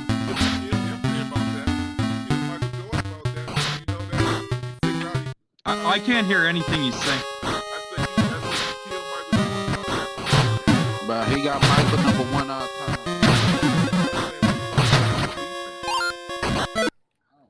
He was killing Michael about his defense. I can't hear anything he's saying. I can't argue with somebody that got Michael Jordan instead. Because you got to explain. He can say all the criticism. He got more than saying good than that. I think he trying to fit into the stream. No, I have Michael Jordan as the GOAT. I'm just saying, if you look at for any player or team to go 6-0 in the finals, you do need some luck. And the one piece of luck the Bulls had in the finals is the Bulls never played a single team that had a top rim protector because they never saw Houston in the finals. Yeah, but if you look at the teams in the East, okay, no, so if you look at the teams in the East, right, so if you look at the teams... Whenever we talk about the road to the finals. No, I agree with you, but so if you look at the... Right, but if you look at the East, the teams in the East that had rim protectors, like the Knicks with Ewing and Miami with Mourning, they were good teams, but they didn't have the firepower on the perimeter. They didn't have the shooting on the perimeter that Houston did. You talking about the interior, bro. You ain't saying nothing about the perimeter. I'm talking about both, because Houston didn't just have an elite rim protector. Houston also had good perimeter defenders like Maxwell, Ellie, Ori, and Houston had very good shooting with Kenny Smith and other guys too. And they had Drexler on the 94-95 team as well. Hold on.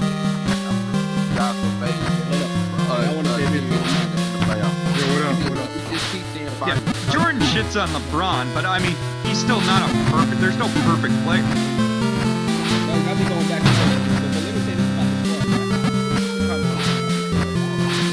You know, I got a theory I want to run by you.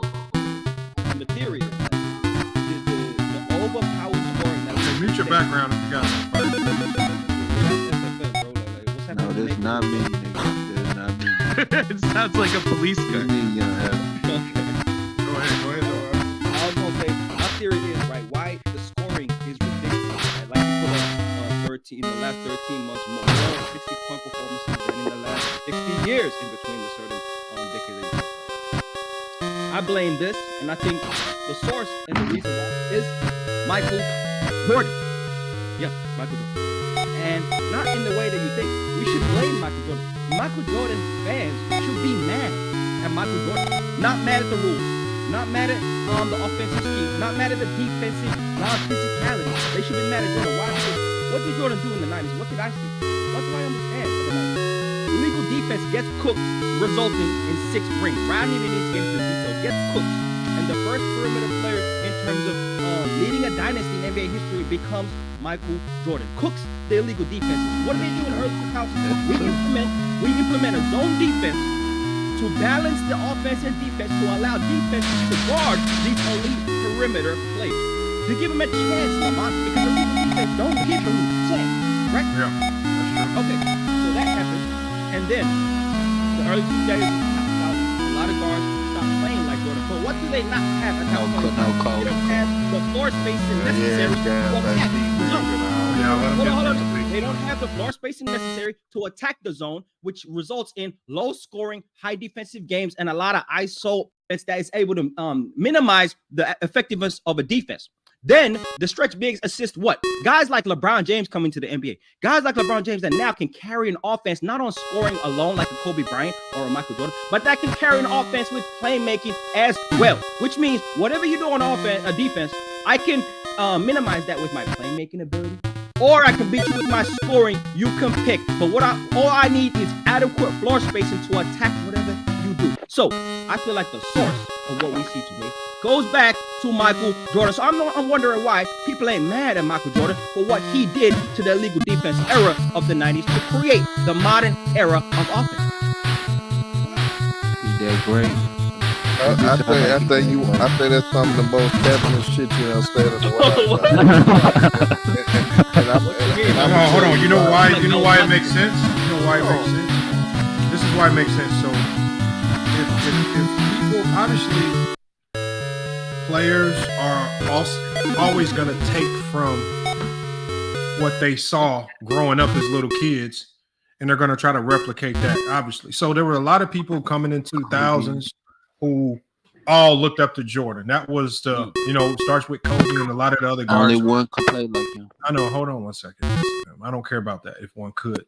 I think what I'm saying is they all took that element of being an aggressive type scorer from the perimeter.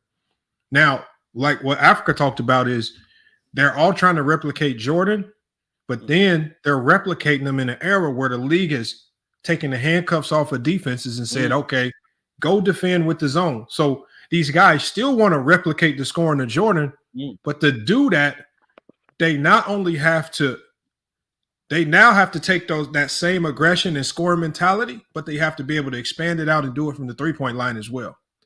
And the problem, I think, what Africa is saying also is everybody is wanting to play that style, from the guards to the shooting guards to the small forwards to the power forwards. Now you got even centers wanting to approach the game with that same mentality. And so now you have players at every position trying to be Jordan-esque scorers, training to be.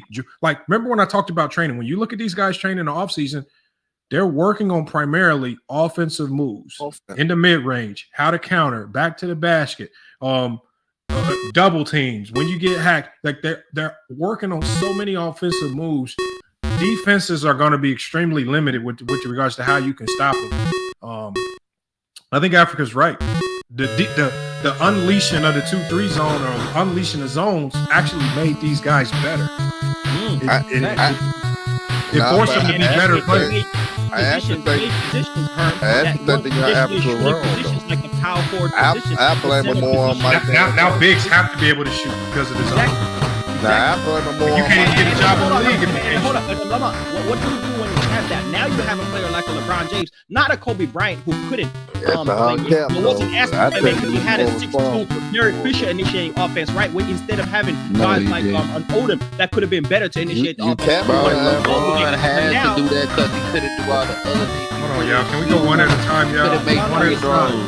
What I'm saying is the evolution of the game is multi-layered. It's not just he should have overlooked. The coaching has evolved.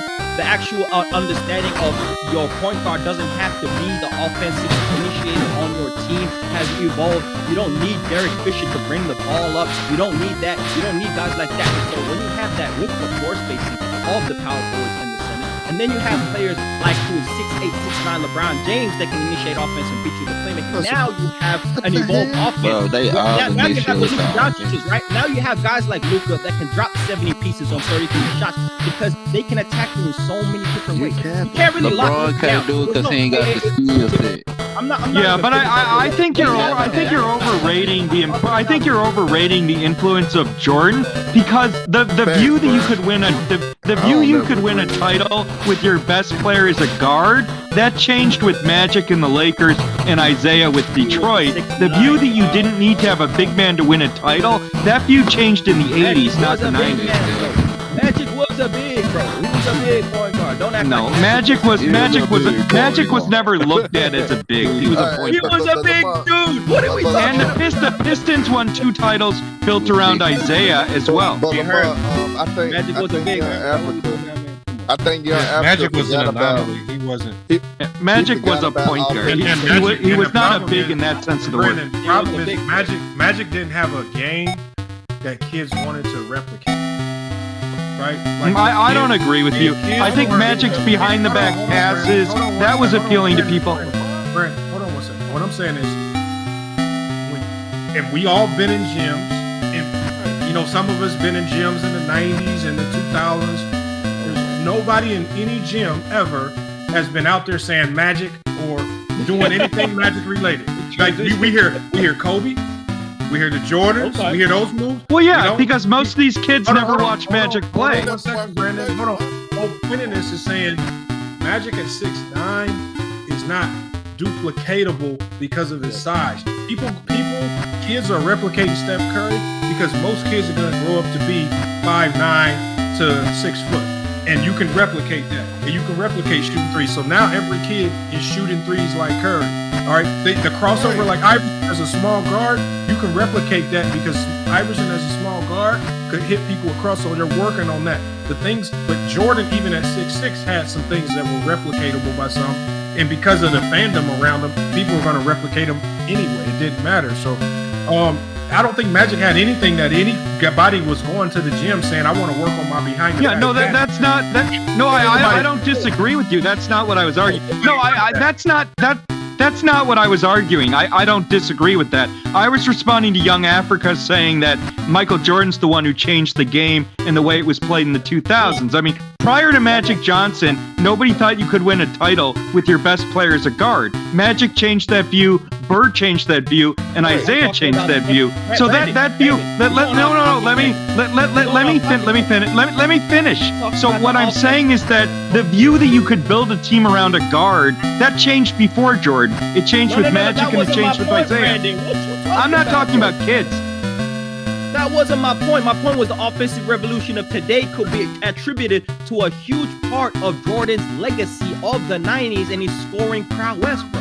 Yeah, Right, but I'm saying I think you're overrating the role of Jordan because the shift in the NBA from centers to guards, that started with Magic and Isaiah. The NBA was already changing to a guard league before Jordan. Brandon, you're talking about how Jordan's impacted the NBA. Africa's talking about how it impacted the minds of the kids going into the NBA. It literally checked the kids that are watching, kids that are I'm not talking about that kids, are turning into the next generation of basketball players. They are wanting to be Jordan-esque. They are wanting to take that same approach scoring wise. But the problem is that style, the style that Jordan had, no longer could be efficient because of zones. So if they wanted to keep that style up, they have to expand it now onto the 3-point line. Bigs now, if you want a job in the league, like everybody, even bigs, you listen to some of these bigs talk. Jordan was their role model. Like the Kobe's were their role models. Nobody's walking around talking about Magic was the role model. Steve Nash was the role model. Jason Kidd was nobody's role model. Everybody is Jordan or Kobe. Yeah, no, that you're right. No, that's not what I'm saying. I'm saying the NBA was already shifting to a guard league in the 80s, and then the 90s continued that. But Magic and Isaiah really started the shift from the NBA to teams being built around big men to guards. But most kids today never watch Jordan play. Most kids today know Kobe and they know Curry. They don't know Jordan. The league shifted. So what do you? I talked about the generation. What do you need to beat zones? You need to space the floor. So generally, when teams go into zones, you want to put more shooting on the floor.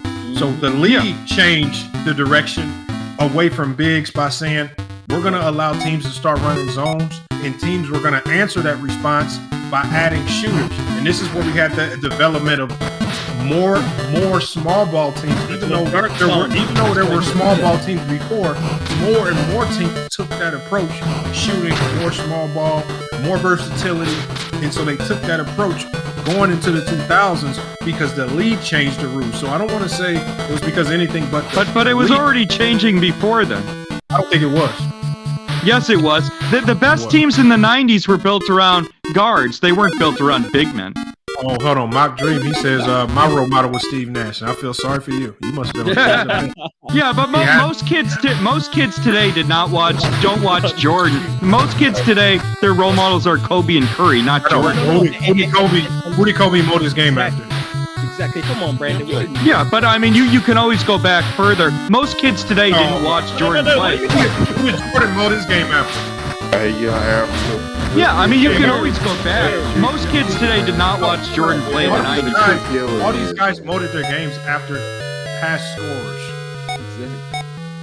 Well, I mean, no, I don't. I mean, it depends on the type of player you are. I mean, Curry did not model his game off of Jordan. Kobe modeled his game off of Jordan. Curry did not. And Curry is far more influential than Kobe with kids today.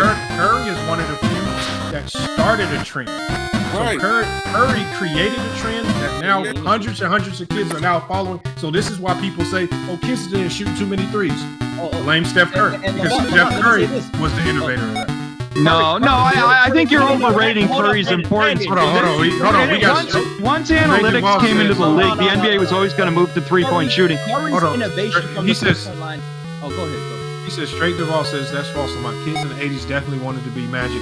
Right. And he was one of them. Look, y'all. Again, At that time, you will be hard-pressed to find a whole bunch of kids that's in the gym talking about throwing a pass, talking about Magic. That's not happening, bro. See, I gotta stop. We're talking about the masses. We're not talking about the one-offs. Yeah, no, I'm saying Magic started the shift in the NBA away from big men to guards. I wasn't talking about kids, but the move to three-point shooting was inevitable once analytics got into the game. Whether Curry played or not, the NBA was going to move to three-point shooting because that's what analytics is. D'Antoni built his whole system using analytics in Phoenix, and D'Antoni built a team around three-point shooting before Curry was even in the NBA. Even Curry shooting, when you talk about the value of his three-point shooting and why it was able to become so high value, comes back to my original point of how the game evolved. When you go from zone defense, from illegal defense to zone defense, you already at that point increase the value of three-point shooting. They just didn't realize at that exact point in time of how valuable it was, but it was already instantly more valuable, and then it becomes more valuable and more evident through time. Curry becomes the guy that innovated in such a volume that it became obvious how valuable it was, and it was trending that way. No, D'Antoni was the first one to put an offensive system in built on three-point shooting, not Curry. Once again, coming back to why they changed the zone defense is because of Jordan. And when players want to be high-scoring perimeter players, and you get cooked with the illegal defense, and you go to the zone, and now we have to evolve the game, and the game evolves with the mentality of a Jordan. Look, players never stop wanting to be Jordan. The rules of the game changed, so players had to evolve their way. But the NBA was already moving towards being a league built on guards in the 80s. The best teams in the 80s were built around guards, not big men. And when you talk about three-point shooting, Mike D'Antoni was the first person to put an offensive system built in on three-point shooting, and Curry wasn't even in the league when D'Antoni put his system in. Oh, and by the way, guess who the GM was in Phoenix when D'Antoni put his system in? It was Steve Kerr, and Steve Kerr put in an iteration of D'Antoni's system in Golden State with Curry. All Steve Kerr did was put in a slight variation of the system that he saw D'Antoni use in Phoenix that was built on three-point shooting. Hold on. But look, Brandon, Steph Curry is not Steph Curry because of Steve Kerr.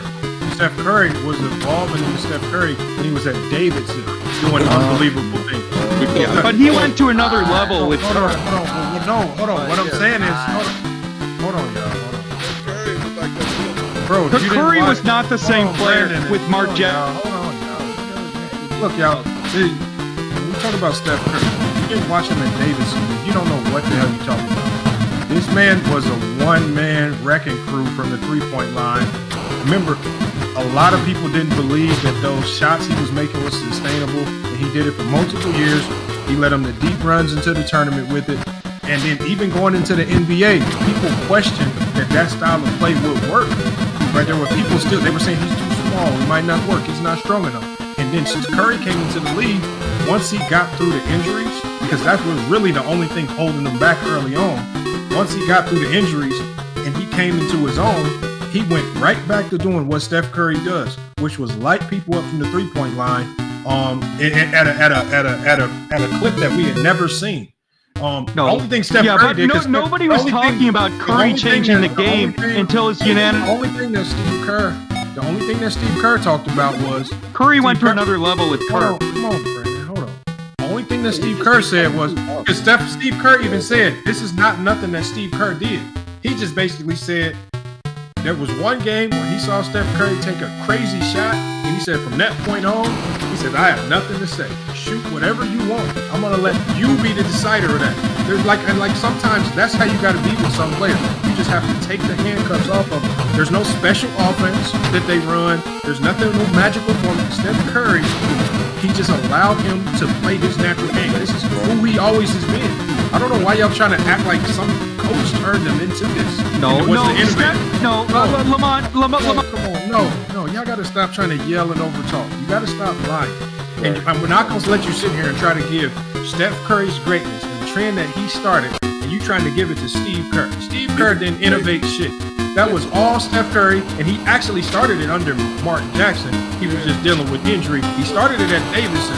So again, it ain't because of no Steve Kerr, because Steve Kerr ain't done it for no. Remember, Mark Jackson was the one that said this is the best shooting backcourt in NBA history before it even happened. It wasn't no Steve Kerr. So he saw it before it even happened. This is how you know it was them independent of any coach. He was going to be this irregardless of any play, any coach, any system. This is just who he was. And kids are now following that trend because Steph Curry's game is replicatable because he is a small guard, just like most basketball players who play the game today. Not everybody's going to grow to 6'6", 6'7", 6'8". And Steph Curry's going to potentially go down as having a bigger impact than Jordan and Kobe because of that. Because he is more relatable than the Jordans and Kobe's, because Kobe at 6'7" and Jordan at 6'6" still is not relatable to the masses. Kerr is more relatable. But don't be giving the credit to no Steve Kerr. He didn't unleash shit. That was all Steph Curry. but Steph Curry never had a season with Mark Jackson like he did in 2016 when he was unanimous MVP. And again, Steve Kerr put in a completely, even Steph Curry. And Steph Curry liked Mark Jackson. He connected with him over religion. And even Steph Curry said Mark Jackson did not run an offense. He didn't call plays. So, look, Steph Curry was a great player before Steve Kerr came, but Kerr's system took Curry to another level. Curry never had a season like he did with Steve Kerr when he was unanimous MVP, when he was playing with Mark Jackson. Systems don't make players. Players make the system. Right. No, but systems can maximize players. Mark Jackson wasn't maximizing Curry. Steve Kerr did. Don't make a player. Player makes the system. No, but systems can maximize players. You can give. I promise you. You put Steve Kerr, you give him a good young shooter in that same system, and it's not going to look like Curry. I promise you. Yeah, no, I'm not arguing that. I'm saying that in Steve Kerr's system, Steph Curry had better spacing than he ever did with Mark Jackson. Curry played at a higher level with Curry than Jackson, in part because he had a better system. And great shooters on the floor. He had Mark Jackson had Thompson too. And he had already said this is the best shooting backcourt in NBA history. Right, but that backcourt went to another level with Kerr. Bro, see, it's so easy to say that they went to another level when they fired Mark Jackson right before that duo hit their prime. Right. And then now Steve Kerr gets all the credit for everything Mark Jackson. Well, it's an awfully big coincidence that they suddenly hit their prime when Kerr came in. Well, they turned 26, bro. Curry gets to 26, 27 and hits his prime. That's what happens in the NBA. No. Curry hit his prime both because of his age and because of the system. Again, Steph Curry liked Mark Jackson. Steph Curry said Mark Jackson had no offensive system, and Steph Curry liked Mark Jackson. He wanted to give it to Steve Kerr so bad. This had nothing to do with no Steve Kerr. No, I don't think Steve Kerr is anything special as a coach. I don't think Steve Kerr is a great head coach at all, but I do think his system benefited Curry a lot. They fell into Draymond starting when David Lee goes down, like activating the offense. Like they fell into a lot of things. A lot of luck is attributed to that as well. It's not just Steve Kerr, but coming back. Yeah, but again, Mark Jackson would have never played. Wait, you're missing the point. You're cooking yourself. Mark Jackson would have never played Draymond Green at the center because Mark Jackson didn't want to play small. We ain't doing that. Look. I ain't finished. I ain't one of them, Brandon. You just cut dudes off. Mark Jackson would have never played Draymond Green at the time. Look. The original point of what I said that the brothers are trying to run away from that. Brothers are trying to talk about how Jordan so influenced. And then now, when I talk about his influence, directly impacting what people perceive as a negative offensive revolution in the NBA. People want to minimize Jordan's influence when it comes to scoring. But when they talk about LeBron and his scoring, his 10 scoring titles, one of the greatest scorers all time, Jordan hands down. So I want to say this. When it comes to even Curry, when you talk about scoring guards on the perimeter, Jordan has a part to play in that too. Jordan has a huge part to play in this era. And so when we talk about the scoring being maximized and revolutionized, and people trying to blame defense over what happened in the 90s, I'm wondering why the players and the people that hype up Jordan in his scoring do not blame him for the current situation of the offense in the NBA. I'm stumped. Because Michael Jordan was never a great three-point shooter. He didn't play remotely close to the way they play now. But again, when you talk about Mark Jackson, Steph Curry liked Mark Jackson a lot, and he said Mark Jackson. Steph Curry liked Mark Jackson, and he said Mark Jackson didn't call plays. He had no offensive system. Mark Jackson was a good defensive coach, but he was not a good offensive coach. And Lamar, salute. Hey, salute everybody on the panel. I just had to accept that. Lamar, it's like you said, had a challenge that you said when players make the system, and it's the system that basically the Warriors is running on Steph and the cool Clay or whatever. But didn't the Kings steal their whole system and doing well at it? No, Kings run a completely different system. The Kings run the same system. They don't run the same Phoenix system. was successful with the system with Brandon, Steve. He was asking me the question. God damn, shut the hell up. Hey. Hold on. You shut up. Okay, so what the Warriors run a split action offense. The Kings offense is built around the Princeton system. Two completely different systems. Again, highly effective. Nobody really even thought the Princeton system could really work at a high level in the NBA, but they're two different systems. And they're not the same whatsoever. Because they play so fast, you want to, and because Mike Brown came from Golden State, everybody just wants to assume this had to be the same thing they were doing in Golden State, and it's not. It's Princeton. Just go look it up. The Warriors do not run a Princeton system. They run a split action offense. Two different things. So again, Mike Brown is a defensive coach. The offensive guys that he brought in chose this offense. Probably not Mike Brown. So you really can't even give him all the credit for the offense because he's the defensive guru. Nah, they run a bunch of pin. They do the same. Okay, hold on. Let's just Google it. Sacramento doesn't have the same shooting Golden State does. Yes, they do. Hold on. Let's just hold on. Hey, John, let's just Google it. What offense? What offense does GX and Chat GPT? Chat GPT. Kings run under Mike Brown?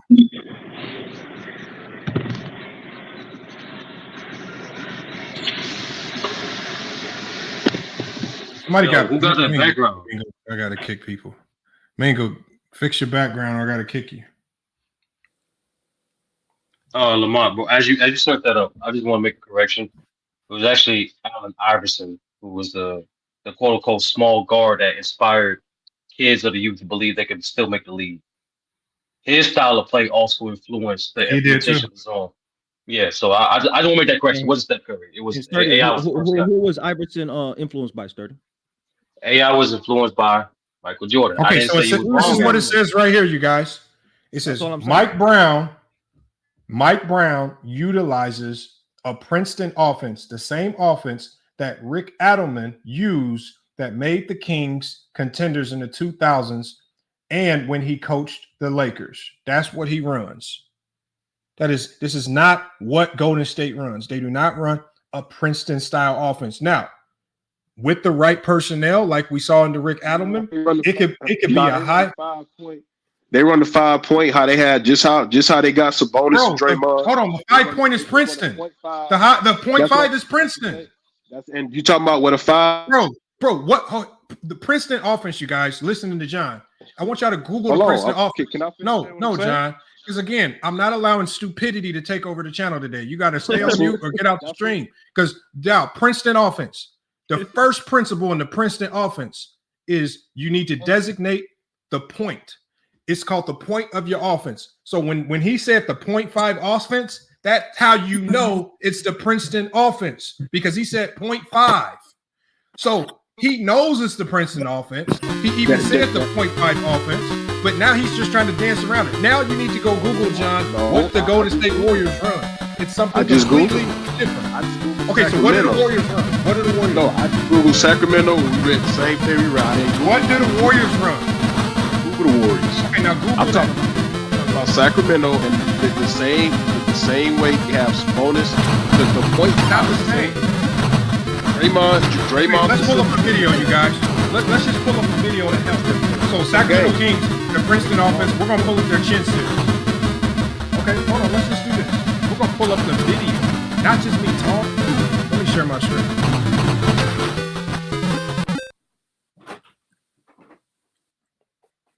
Let me move this banner. Okay, what does it say the name of this video is?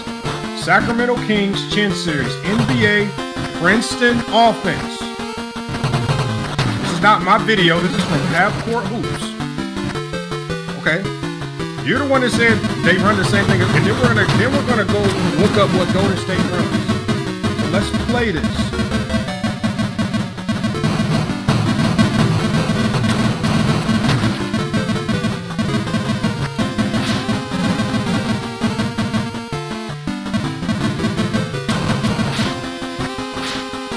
Their Princeton offense, you guys.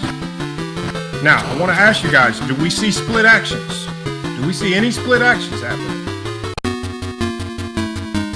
No split actions are happening. That's a Princeton cut right there. It's the only play they're showing. Oh, they're showing multiple plays. It's not one play. And Princeton is a system that you can run various plays out of. This is something called their chin series. So you can run your chin sets out of the Princeton offense.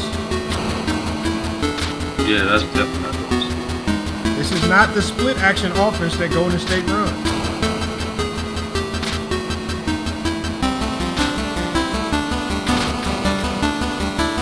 What year is this? Just look at the players on the court. Just give you an idea when this happened. This is when Mike Brown. This video was made 4 years ago. 4 years ago. Yeah. 4 years ago. We run the same offense. Okay, Lamar. You playing? Okay. Okay, let's just hold on. We're gonna run. We're gonna type in Mike Brown, Princeton offense. Look, how did it just pop up? Okay, let's just click on Mike Brown's Princeton offense. Right here, inside Mike Brown's system, dissecting the Sacramento Kings offense. Right? It's because right here, NBA TNT rips Lakers Mike Brown's Princeton offense. That was back in. He was running it 11 years ago. It says right here they ripped him when he ran it with the Lakers. Right? But hold on, all of a sudden it worked. B-Ball Breakdown did a whole video. B-Ball Breakdown is elite with this. This was a year ago. They're gonna break down his Princeton offense. This might be better since it was more recent. It's gonna be the same thing.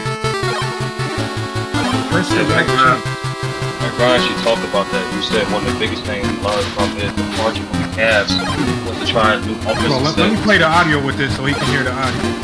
I want him to learn this right here. I don't think. Let me add the audio with this because B-Ball Breakdown be doing some elite videos.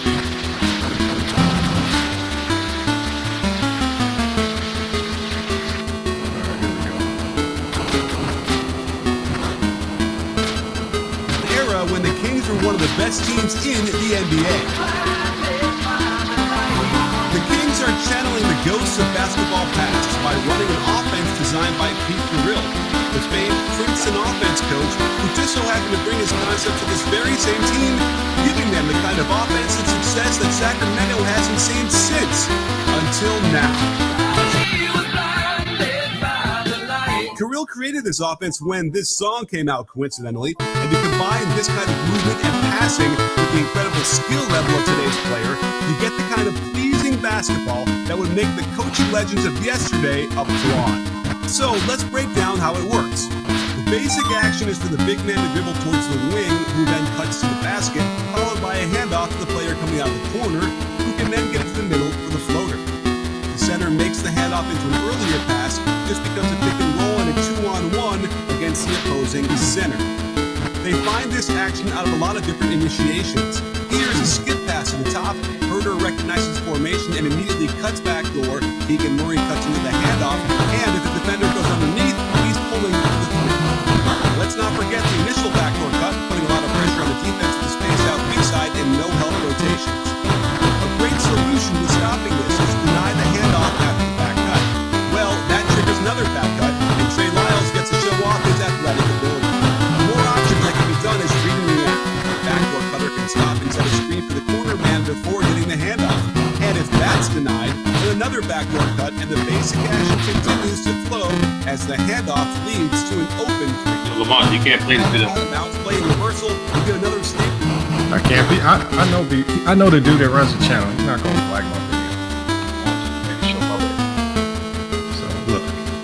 So now we're gonna take it to the Golden State offense. Okay. Golden State.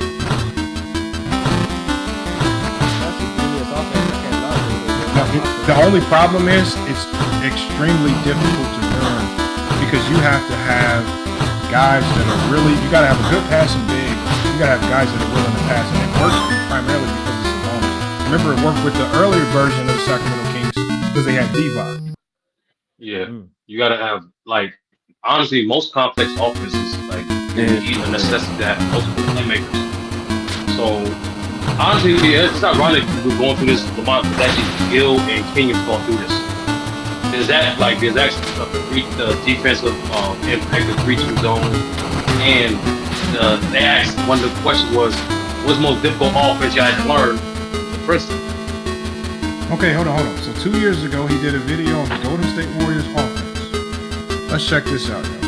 While the NBA is filled with plenty of individual brilliance, and fans like nothing more than to see a superstar execute an individual move to perfection, it's the coaches who enjoy the symbiosis of ball movement, player movement, 5 players moving together like fingers on a hand, sharing the ball with a joy that reminds us of the possibilities of the game itself. And it's clear that the NBA is the jealous girlfriend, Steve Kerr is the boyfriend, and his incredible offense is the hot woman walking on by.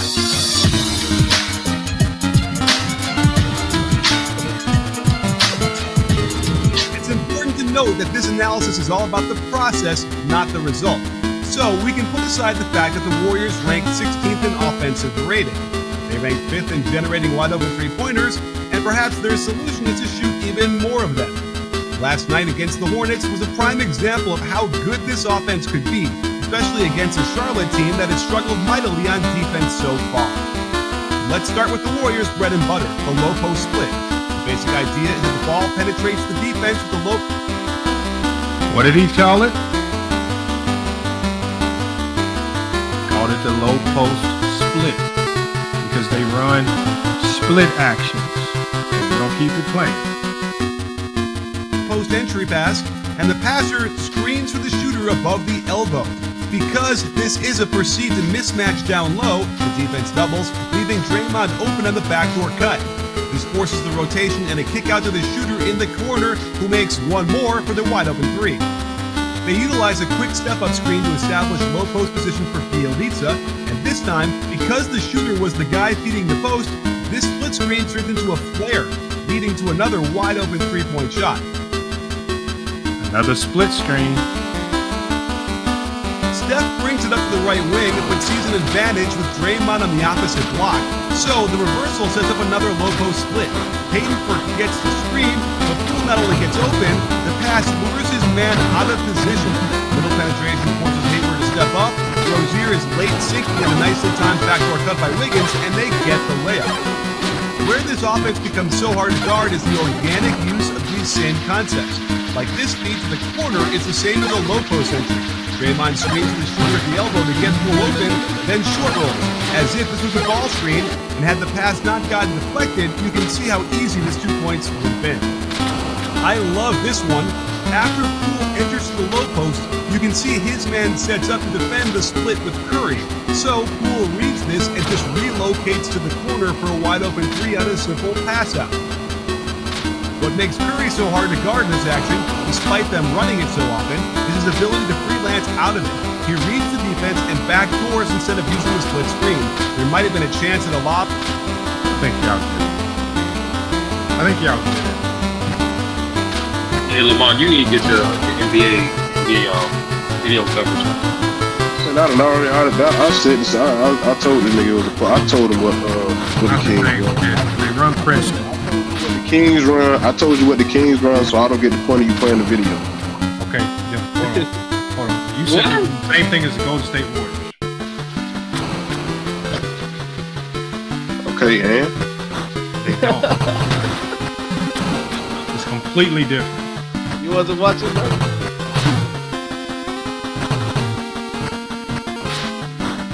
I caught a little bit of it. Yo, John, you funny, bro. I caught a little bit of it. But no, like even though Mike Brown came from Golden State Warriors, he was one of the. Because John, like he said in his interview, like one of the biggest changes to his post philosophy, he wanted to keep the defense, but like he wanted to change up his offense because he wasn't running this with the Cavs with LeBron's first stint. They didn't have the personnel to, so he understood adapting with the times. You can run more complex offenses like this. And that way he took with him. He brought the Princeton one to the Kings. And that was the biggest. If you go back, that was one of the biggest gripes about what him and Mike, what him and Kobe going back and forth about. The fact that Mike Brown was trying to run schemes that Kobe didn't think the team was capable of running. Like, get this dude out of here. You don't know what he's doing. But you don't Kobe. Right. The origins of. No. I was correcting. I was just correcting Lamont saying that Steph Curry was the first guy, the first superstar to like give kids that notion that a small quote unquote one size guy can still make the league. That was I don't know first. Did you say first? I think you just said that he's the modern example today. Yeah, and that's the thing. Like I want to say because I heard y'all going back and forth for that. It's generation influence based off what kids are seeing for that day of. So I'm not going to say kids of the 80s didn't look up to Magic Bird. That's just accurate. That's how kids of today look up to Steph Curry and Devin Booker, Jay Tatum, because that's who's playing today. So that's how that works. It's not it was more like it wasn't replicatable. Like what Jordan did was able to be replicated in the 2000s and after that. And that's and I was going to say too. Outside of like LeBron, Luka, you can't replicate. But you can't replicate you can't replicate Jordan's athleticism or any of his physical advantages of any of that. But you can replicate what Lamont said earlier, how kids or how people get him what impressions that person keep on their game. So a guy might not have 6'6" or have athleticism with Jordan, but they understood Jordan also had understanding of fundamentals. And like y'all mentioned before, exactly. Like y'all mentioned before, the fact that he was Jordan was. Jordan was the first aggressive scoring shooting guard of the time. That's what Jordan was. You didn't have no guard before him was putting up that many attempts to put that much pressure on the defense with their scoring prowess. That's what Jordan revolutionized the game in. And so for him able to do that in the league that had multiple talented bigs, that even made it more impactful, like y'all said earlier. So like it's like would it be accurate to say today's scoring is a reflection of the source could be attributed to Michael Jordan. What we see today. You could, but I like to be more accurate with it by saying it's any dynamic offensive player that person sees of their time. That's what I think. That's why Bird and Magic stood out, because there was more dynamic players of their time. Same thing with Jordan. Same thing with Kobe. And I want to make this clear, but this will make the 2000s so great. It wasn't just Kobe. It was AI. It was T-Mac. It was Vince Carter. All these guys had huge influence on the youth coming up because they were dynamic offensive players. And that's why about the influence being continuously your modern influence, but it evidently to me, Jordan is the precedent to all of this, though. The modern day precedent to what has occurred in the last 30 years. I know, and you missed it before because early on I said I think I have a theory. It's like it's just how the game's advertised, because this is how I mentioned the game's mostly advertised through dynamic offense. That's what it is. So you when you go back and watch games of the 80s and 90s, look how the commentators are talking about the game. They're not really trying to break down the actions or the sets of the defense. They're more so telling what happened defensively, and they're getting focused more of their time on the offensive end. In reality, you do that teams fade away, all that. Yeah, exactly. So that what leaves the biggest impression, because early on the stream today, people were saying that defense isn't played today, which is completely false. But people only get that notion because, like I said, it's the way the game been advertised. Defense is not on the forefront of advertisement when it comes to especially the modern basketball. It just isn't. So people think it's not being played today. And to your point of Jordan influence, look at a guy like Brandon Miller said, who was his GOAT? Paul George. Why? Because coming up, Paul George was a dynamic offensive player. And that's what it is. Like, no, so you're right about No, we got Otamo. He says today's league is softer than the net. No, and I was just finna respond to 30. I do agree. Defense is played today in this modern era. I don't agree with people like there ain't no defense. I don't agree with that. But I also don't think the physicality is there. Like that's proven. What do you mean? What do you mean the physicality is not there? The whistle's always being blown every damn play. This was blown more in the 90s and the 80s. I think it was definitely more physical, like in the 2000s. Like, what do you mean? Like a contested game where what do you mean more physical? What is physical defense? I think the offense got more of an advantage. That's what I think of when I think about physicality. But what do you call it physicality? What do you define as physicality? Who gets more of a leeway than that? Right, physicality. Just because you like let's say you go on the perimeter, just because you might bump somebody a little bit, like everything don't need to be a whistle. Like every single thing is a whistle. And you know what I'm talking about. True. There were more fouls called in the 90s than any other era of basketball. More people complaining about the refs not and officiating not than ever before. I think defenders are adapting to being less physical too. You hear more coaches. What do y'all mean less physical? I'm going to tell you, you hear more coaches, you hear everybody complaining about the whistles and the referees. They're officiating more today than ever before. That's a fact. Because they're in social media now. Like, that's because we got social media in the 90s to complain about shit. I think that's because we got play by not even complain about everything now. Like everything you see, we see it in real time. Like That's why you hear about the refs more. Like, Yeah, we got replays. yeah, but you never heard. See, hold on. So you're talking about a league, right? Where just this past year, they implemented new rules that help the defense in the no flopping, right? James Harden's free throws have significantly declined because the rule that allowed him to foul bait is now gone. So again, let's not act like the NBA hasn't seen some of the flaws in some of their rule changes or the way the game is being ref, and they're not making changes that now give the defenses more tools back. Because the NBA clearly saw if you start stripping defenses down like they did in the 90s with illegal defense, it's going to compromise the league. They just added rules with regards to flopping, with regards to foul baiting and things of that nature, which help the defense defend better. Which, remember, they even had a thing now where if it's minimal contact, it's not a foul. We've seen that happen in some of the challenges. The ref will say minimal contact, and the challenge was either successful or something of that nature. So we say it is softer, but I'm seeing more physical games than before. With the rule of verticality, that's physical, right? Be it now that the defenders don't have to stand there, they can also jump as long as they're vertical and things of that nature. Now there's always been the rule that hand is ball, right? So people's hands is always getting slapped. So that's part of the game. So I don't know what part of physicality is missing. What can agree to one week the league is soft, the next week everybody. Lamont, you know what it is. You know what it is. Like when people say physicality, they think of the advertisement of hard foul. That's what they think of. In reality, that's not what I think of, bro. I think. What do you think of? In reality, that's what I'm saying. Reality in today. There's more physical action, but like a lot of people don't pay attention because it's off the ball most of the time. Most people pay attention where the ball is at. That's the truth. There's a lot of physicality going on with the back screens, with boxing now. There's a lot of physicality in the game, bro. I disagree, but hold on. What do you think is physical? Like that's what I'm physical. Well, y'all haven't explained what y'all think is physical. Name me some physical defensive players that actually is physical. Like, hey, Draymond Green.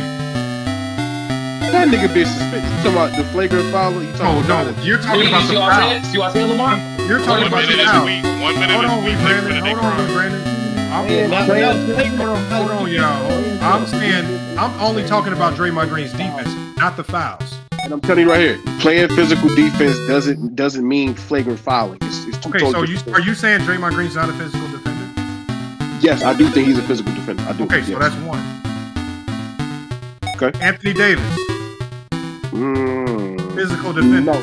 No, I don't think so. How is he not a physical defender? Because when he plays against guys how like can you be one of the best defensive players in the league and not be physical? I'm telling you, no, because when he plays against a guy like Embiid, every time we see Embiid bullies AD, and there's so the best scorer in the NBA, that's who you're measuring in the game. Okay, so the thing is, exactly. Are you saying he's not a physical defender if he can't hold Joel Embiid to 20 points? Scorer in the NBA. Embiid is definitely the best scorer in the NBA. Nigga just scored 70. Like, what are you talking about? Luka just scored 70. No, hey, y'all getting off track. We're going off track. Yeah, hold on. So we just seen niggas score 70. Is Marcus Smart is a physical defender? Yes. I'll give it to Marcus Smart. Yes. Drew Dylan Brooks.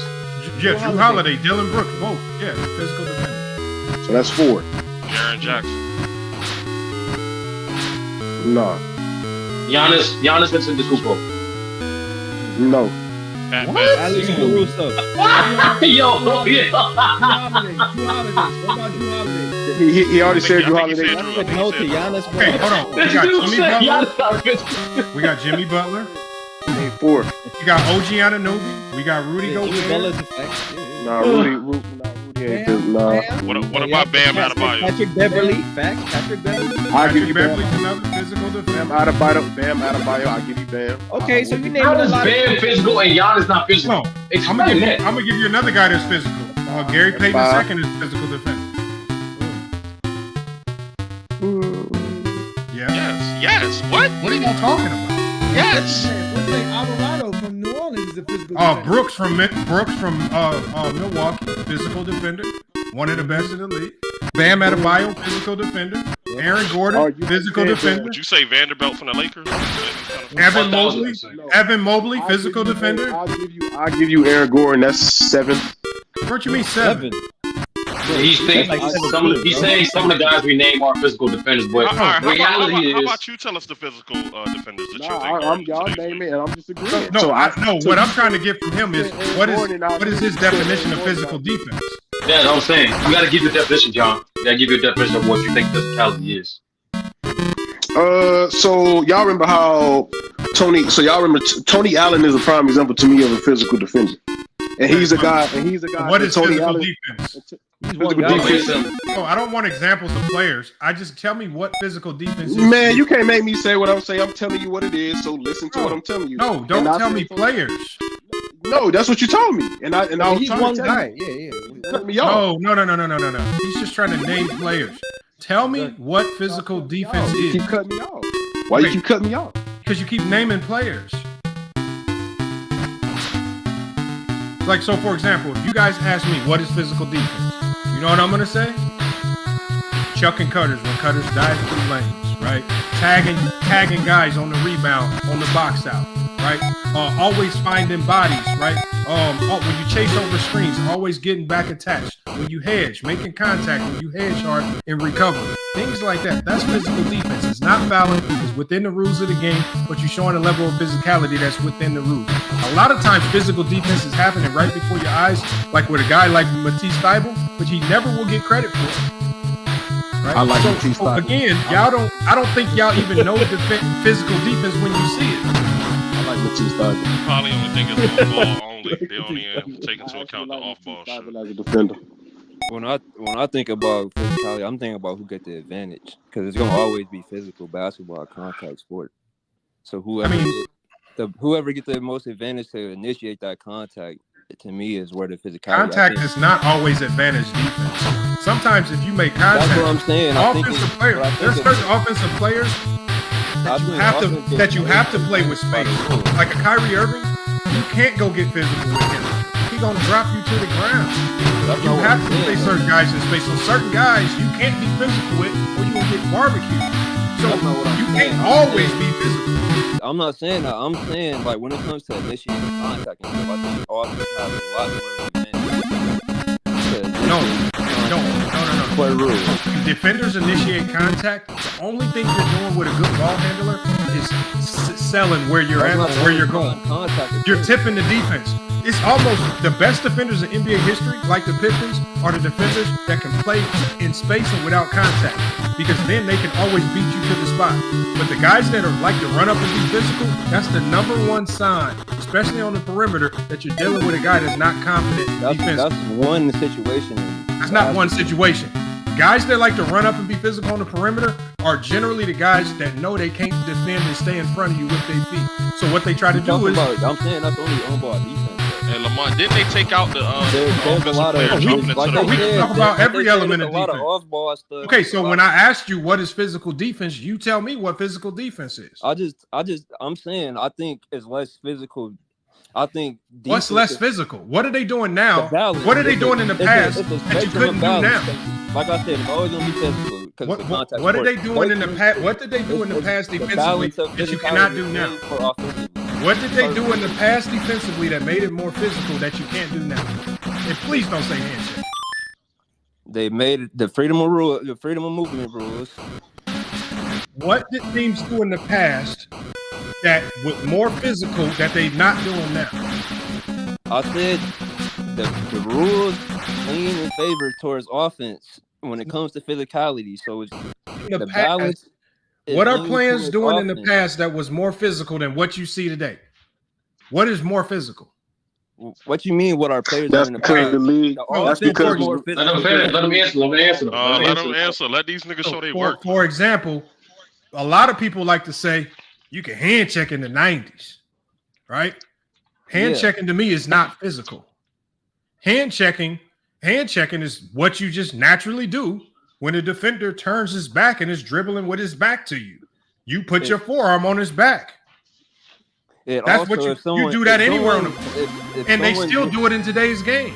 But let me help the bro though. But he did say something about freedom of movement, right? So back in the day, you're allowed to hold, grab, bump more. You're allowed to body your the opponent up more. You're allowed to off ball movement. You're allowed to stand in their way. Off ball screens. You're allowed to impede the movement way more than you can today. That does affect the offense. Hold on, we literally just watched Jarrett Vanderbilt in a game against the Warriors get body checked off of a screen.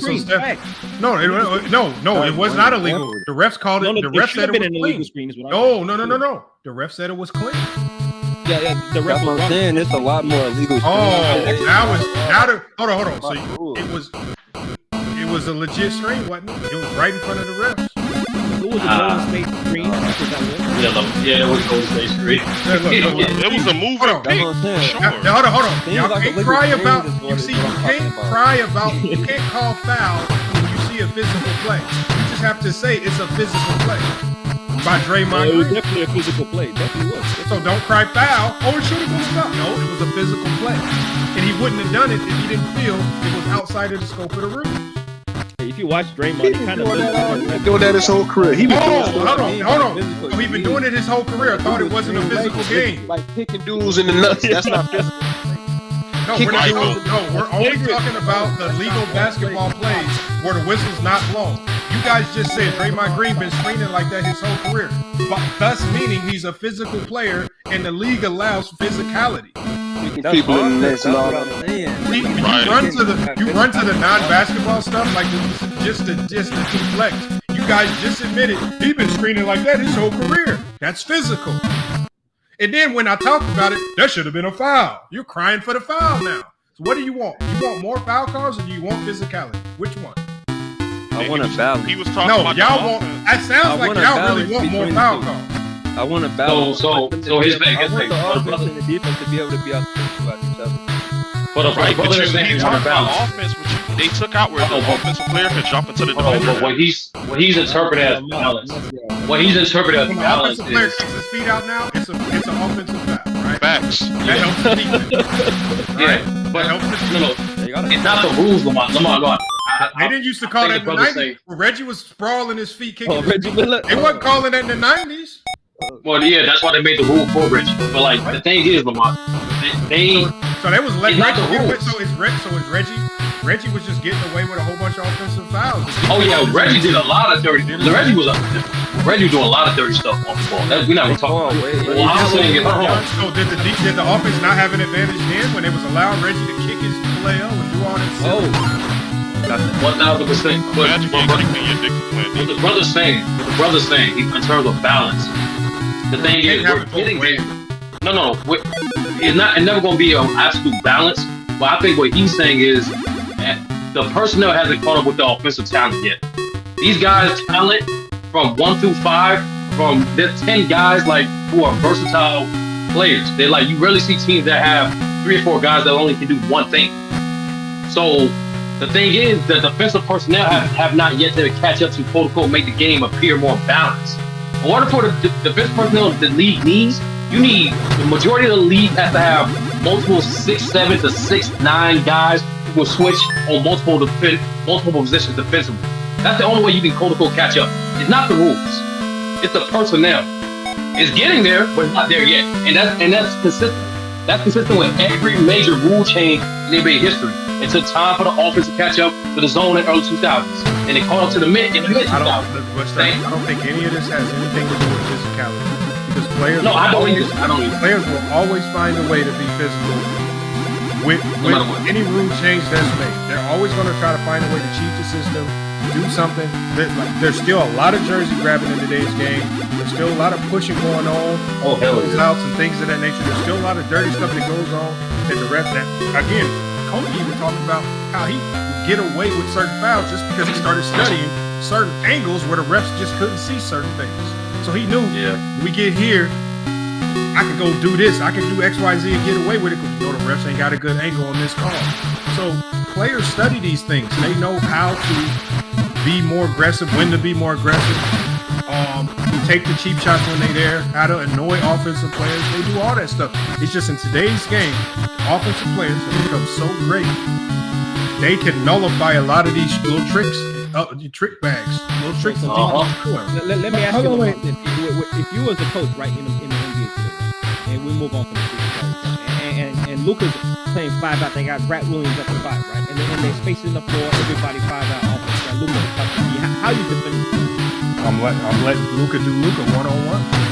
I'm right? guarding everybody else. The main thing is I'm going to take my most expensive. I'm going to take a good defender who's expendable. So, for example, I'm not taking my best defender, but I'm taking a guy that can hold his own defensively, a guy that can be a physical defender. I'm going to allow him to guard Luka 1-on-1. Obviously, you still got your natural help principles that will come into play, but I'm not about to overcompensate to everything Luka does. There might be situations or certain places of the court where I might decide to trap, but for the most part, the goal is turn him into a 1-on-1 player. Let him, if he's going to score 50, but we going to get this win because ain't nobody else going to score shit. That would be my strategy. And that was the Golden State Warriors strategy against Nikola Jokic. So a lot of people said Nikola Jokic was cooking Draymond. It was intentional.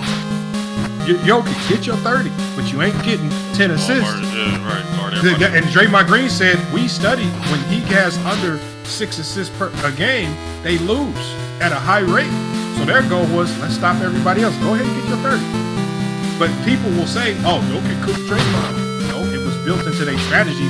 Go ahead and do you. We're going to guard you with one player, but you're not about to pass this ball around and get everybody going. So he scores 5 straight possessions to start the game, and you staying with that defensive principle right there. Yeah, because remember what Bill Russell said. This is the greatest defensive player of all time when I did my research on him. Bill against Wilt Chamberlain said, you know what I would do some games? He said, I would just let Wilt get the first couple buckets of the game just so he can feel like he got it going offensively and he wouldn't be a willing passer. Go look it up. Bill Russell even said that. He said, I'm going to let you get the first couple of buckets just so you can just keep shooting the ball because you're not going to beat us by yourself. So this is an age-old strategy, especially when you're dealing with such elite offensive talents who are also gifted. Wilt was a gifted passer, could lead the league in assists. Jokic as well.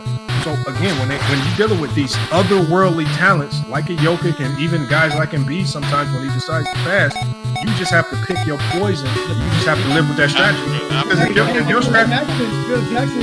Bill Russell and Wilt, they had a space in them. Hold on, let go James Keenum cook real quick. Go ahead. Bill Jackson used to do the same thing because Robert Horry said that's why the Bulls couldn't beat the Rockets because Phil Jackson never believed in double teaming. He let Robert Horry get cooked by Tim Duncan.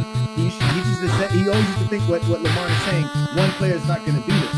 So, you got to play defense. I think the thing about this whole defense and the idea of physicality comes from rules changes, but the idea that the league never had a rule for pushing and grabbing and holding, like that's always been an NBA rule. It's always been a basketball rule. The first 13 rules was you couldn't push, use your elbows, use your hands, you couldn't push somebody with your body. If you go look at the plays in the 60s, Wilt Chamberlain wasn't posting up and backing people down. Like that stuff that came on gradually later on in the NBA when, like Lamont said, where you're not physically able to stay in front of somebody, so they let you use your hands a little bit more. When they let black players play more. When the ABA players started coming in, they started letting hand checking come in, and they had to re-emphasize the hand checking rule after 1978. So it's always been rule changes when it comes to the NBA. People just don't understand it. And in fact, there's more rule changes to help the offense in the 90s than any other era. Like the hand checking rule, which was the most commonly called foul in the 90s. A lot of people like to say this 90s defense was built around hand checking. That was the most commonly called foul in the 90s, the hand checking foul. I could pull up videos where you can literally hear the ref call hand checking foul. He would literally say it, hand checking. So when people say hand checking was allowed in the 90s, it was not. When they changed that rule, they re-emphasized the hand checking rule in the 90s. They did it again in the 2000s. They have a hand signal. The referees have an actual hand signal when they call it for an actual foul. It's like how they have an actual signal for hand checking.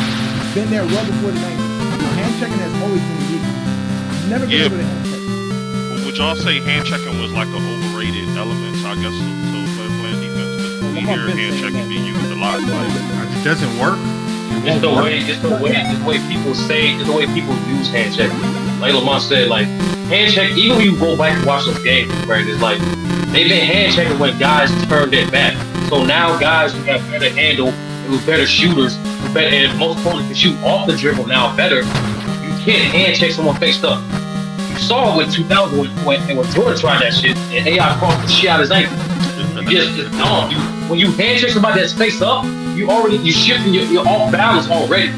No, but So I mean, Lamont's a coach, right? When you're a coach, if you're teaching defense, you're not trying to put your hands in front of you, right? The way that you do is to put your defense in front of you. When I was a guy, when I was playing defense, I was a big man, so I was always told to keep my hands straight up. Because if I put my hands forward, I'm liable to be called for a foul. And it's the same thing on defense. You keep your hands to the side, you move up and down active because you have your hands out in front of you. You're gonna get called for a foul. That's what Harden used to always get the ripple for, because you're putting your hands out in front. That's a foul. You're gonna get called for a foul. You can't play defense like that. That's not how you play defense. You play defense by hands. You're keeping your hands active and your feet moving. I've never heard somebody saying I can push you to play defense. But coming back to my question real quick, like Lamar, you're saying you're gonna play a great offensive player one-on-one on the perimeter, right? And today I say you can still get beat doing that. Imagine you start the game. Well, if you're talking in hold on, so in today's game, you get in foul trouble. Your offense has to take it out the basket now and start in the half court. Like shit's. But we're talking NBA. But remember, you're talking NBA. How? If I'm a coach in the NBA, that's how I would have to do it. If I'm in college, it would be different. If I'm in high school, it would be different. You're talking NBA, you almost have to take that strategy because you're dealing with elite level players. And some of the gimmicks and some of the things you would try with college players, where you might have less talent surrounding the best player, and you can get away with it, you cannot get away with it in this NBA. Everybody's elite. And so you have to, at the NBA level, you just have to say, this game, I'm picking my poison. This is the poison. This is what I'm living and dying with right here. And so sometimes in certain games, you watch your favorite team play, you're like, why they keep allowing this? Why they keep allowing that? Well, that's just the built-in part of their game plan. They're going to live or die with that this game. That's what happens. When you're dealing with so much talent on the offensive side of the floor, that's really the only way you can coach, unless you just got crazy defensive weapons like the Boston Celtics. And you can go out there and defend with the Drew Holidays and the Derek Whites. You got Al Horford, who's still in the league, Jason Tatum, Jaylen Brown. You got guys coming off the bench that's pretty solid. Most teams aren't built like that. So most teams have to go with this strategy. Would you rather one player get hot or two players get hot? If I was playing a guy like Luka, personally, I'm more of the block field. Try everything you can to limit Luka and make him Hardaway Jr. and Grant Williams beat. Right, but even they're capable of it too. They're capable of it. That's the thing. People like Tim Hardaway to go off the 30. Right. He's a 6 man. He's damn near 6 man. But after you got to do this, because I'm actually about to finish up a video, because I'm actually making a video about this game. It's good offense and bad defense. And I was looking at the Luka game and the Embiid game. When you look at those games, they were going off for 20, 30 points in the first half, but they weren't really throwing the other team out. The other team was still in the game. Now, but eventually, things changed up. They didn't obviously put 120, 130 guys. Their teammates got involved more. So to start off the game, all those guys started off hot. Like if you go look at the Cat Williams, I think he was 8 for 8 to start the game. He had like 20 points like the first half. The first quarter. Like you say, what do you do to stop that? How do you stop it? You got to go look at the footage. They literally try different strategies. They play offhand. They do a lot of different things. But it's hard, like you said, when you know the other guys, because the scouting report tells you Tim Hardaway can do something. There's other guys who can do that. And that's the thing. There's just so much talent in today's NBA. It's hard to see great defense.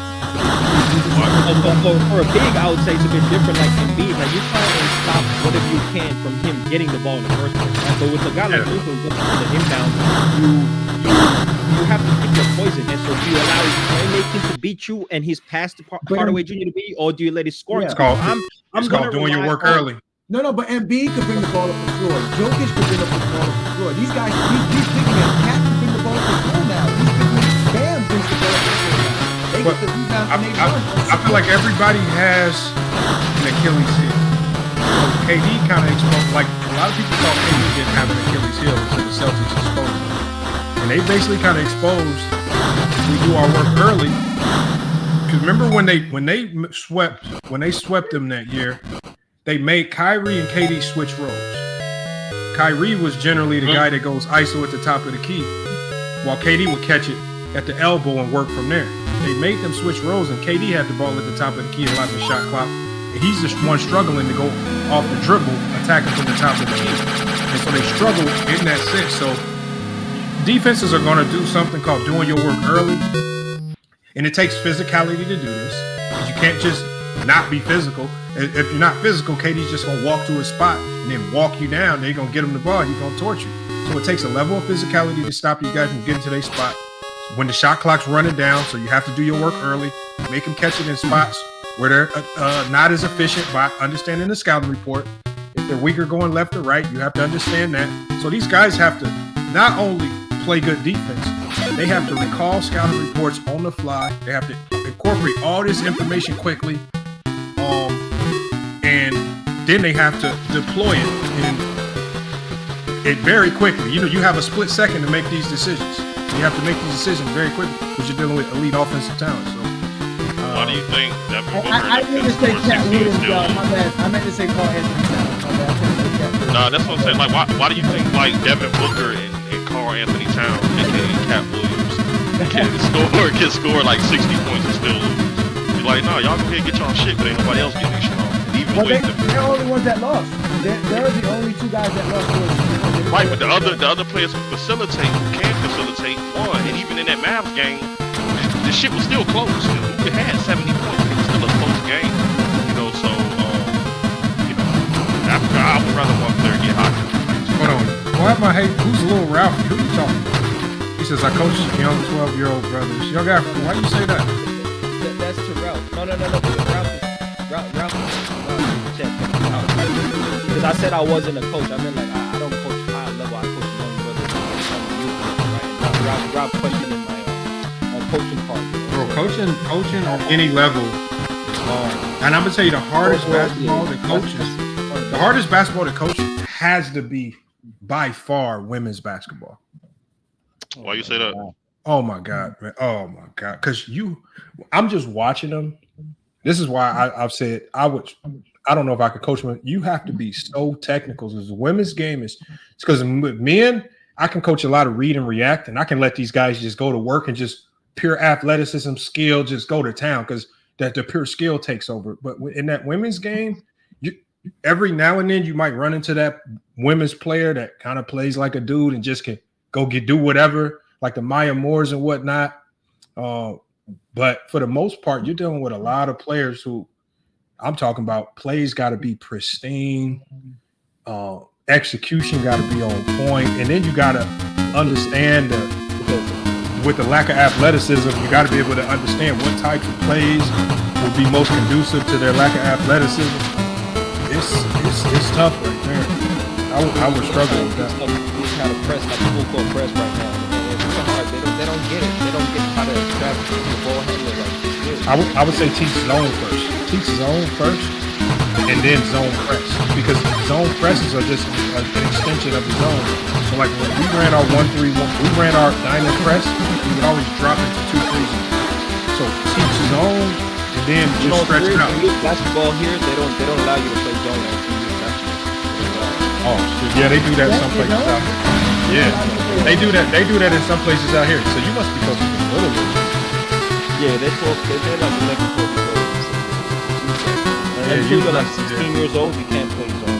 Yeah, they do that out here too, in some places. So wait a minute. So once you find like one shorty that's just like really good, like yeah, facts. That's why I'm trying to teach you how to press, bro. We gotta stop him from getting past half court. That's what we gotta do. You have to trap him at half court or something like that. Exactly. So once he does that, your whole defense is broke down. It's cooked. If he gets past the press, he's cooked. But to get to the point, I joined the live when young Africa was saying something about everything that we've been talking about is really like a good part. About being soft and the physicality and all that's all Michael Jordan. Wait, no, Jordan also. Really what? Basketball. Jordan was 6-0. 6-0. to know. That's interesting. He trolling. I know that. I know that. I will agree with Jordan. I think Jordan's the greatest marketable basketball player. That's one thing. I wouldn't say that. You say remarkable? I still think Steph Curry.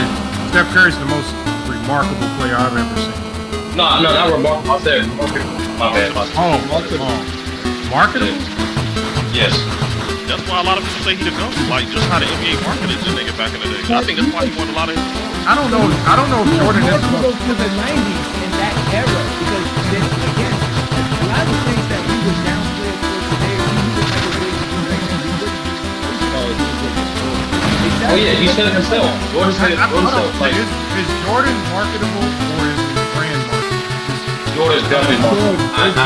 I'm not. I don't think because there's kids that talk about the Jordan brand but never have seen Jordan play a league. No, that's this generation, Lamont. You can't, bro. Okay, so you saying he was the most marketable? Didn't he have a commercial with Michael Jackson or some shit? Because I don't think he's no longer. I don't think he's no longer. The only reason I say it still is because his marketability has the biggest impact on the league. That's why I say no. But I'm saying right. So marketable that you don't even. He's actually a brand. Like you don't. No, the name. It's the name. It's not him. But he his aura, him.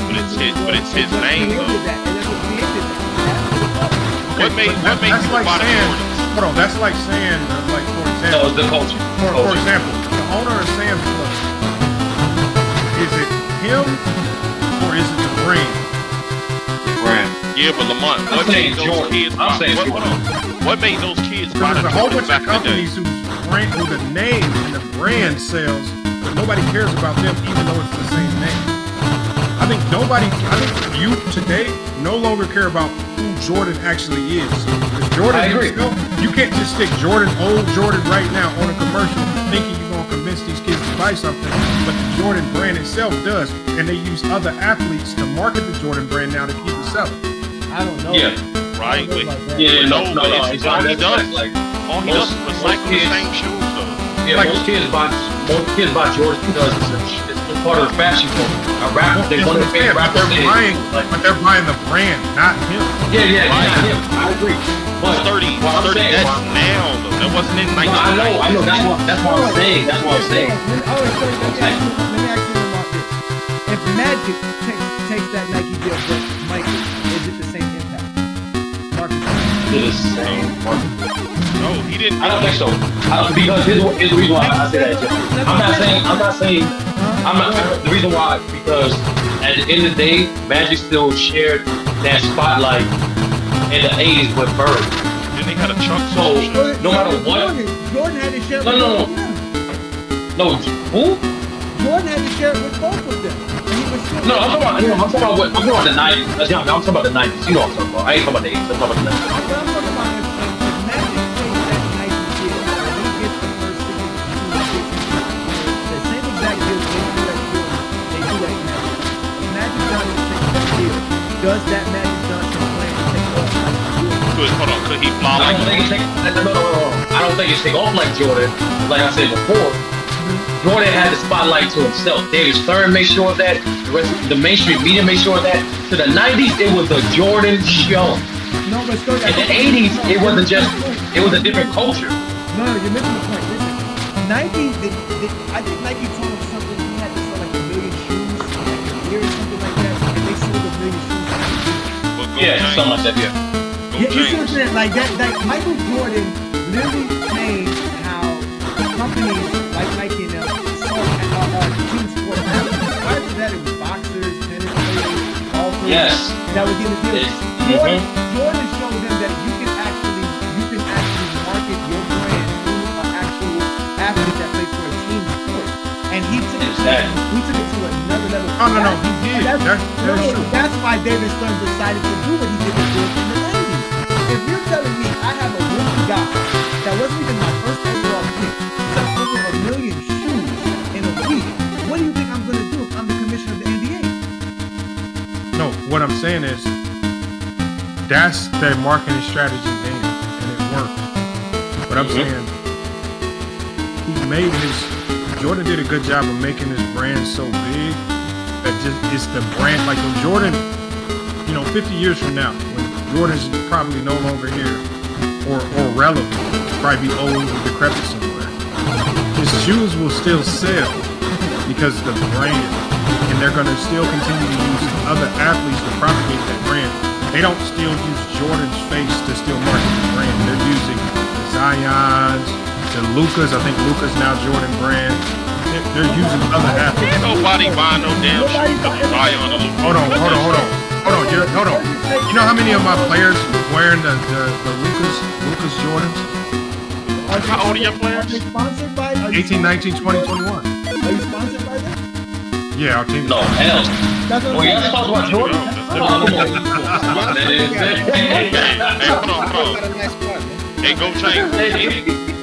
Number one is a very nice player. I like number one.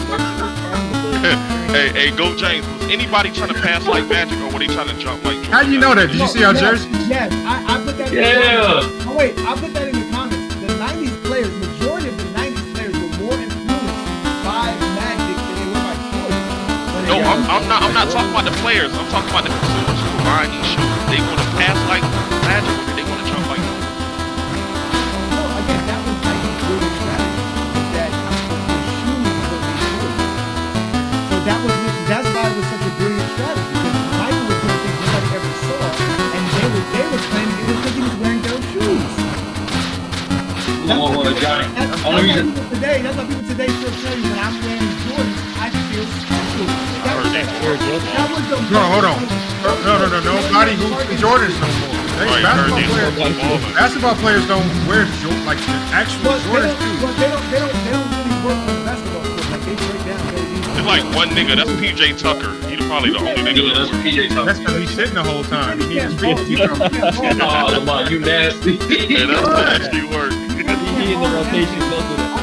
I noticed that you can't really ball in NBA. The shoes are not really good ballers. No, they're not. What are some of the best shoes to ball in? PGs. Converse flat tops at the beginning. I want to get a pair of them. Hey, any low top LeBron? No low top. Actually, yes. Actually, LeBron's good. Why did you wear These right here. These might be my favorite. It's ankle mobility. These want to be one of my favorites to hoop in. These low top. You gotta put them on the big screen. Yeah. One of my favorites. Yeah, LeBron low tops. These right here, these might be one of my favorites.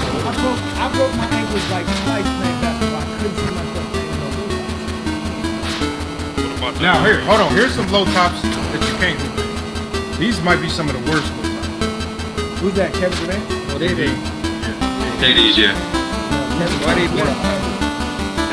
They feel horrible. They feel like he let a Chinese company make his shoes, and they just Dang. Isn't that what Nike is? Them LaMelo shoes look hard as shit. Yeah, I was gonna say that. Yeah, that's what they is. The Pumas are nice. These are another good one to hoop in. Is it LeBron? Yeah. What about Kobe sneakers? Were you like them? They were, but I got a pair, but they're not in here. So I got some of it. Lamar? I got some, but you can't hoop in. Like You walk down the street. Yeah, I don't think niggas hoop that Kobe that's style. real talk, bro. Like, you can't hoop it. You can't hoop into it, man. Like these right here. Imagine hooping in these. Ankle start bleeding and shit. They look nice though. I mean, they are, but you can't hoop in these, man. No, I mean, the thing about this, right, it's true. Michael Jordan has stopped playing for over 25 years, or about 20 years now. They can't find nobody else to sell them. Hey, y'all got They can't really have no shoes for him. don't hoop in these. These are the self-lacing joints. Like you press the button on the side. Oh, no, don't do that. Don't do Oh, that. they're the future ones? No, they self-lace. You got to sit them on the charger, keep them charged. They're not charged now. Oh. So you just put your foot in and they lace up on the They shoe. tight? Are they tight when they self-play? No, it is. It feels good, but the thing is, like something's wrong with these shoes. We're at the bottom down here. Like it's like a spot right here that, like when you step on it wrong, it's slick and you will slide. I got dropped for game. Bro, I got dropped for game because of. Oh, you see how you blame the shoes, Africa? See, and that was the marketing tool right there. They told you if you was wearing Jordan, like Austin Reeves, it should have stayed down. Hey, hold on. Everybody on the panel, have y'all gotten dropped playing ball before? Everybody has. No, okay. No, that not shit. me. I was in the interior. I was a big man. So Hey, listen, that shit felt so against my will because I'm like, wait, why is he going that way? I'm going this way. What the fuck? Hold on. Like, I tried to grab dude and everything. It was over, bro. Don't grab him. It makes it look worse. Hey, Sturdy, I'm trying to get my foul. Yeah, don't foul. Nah, because we were on concrete with it. So I'm like, wait, hold on. Man, it was done. Yeah.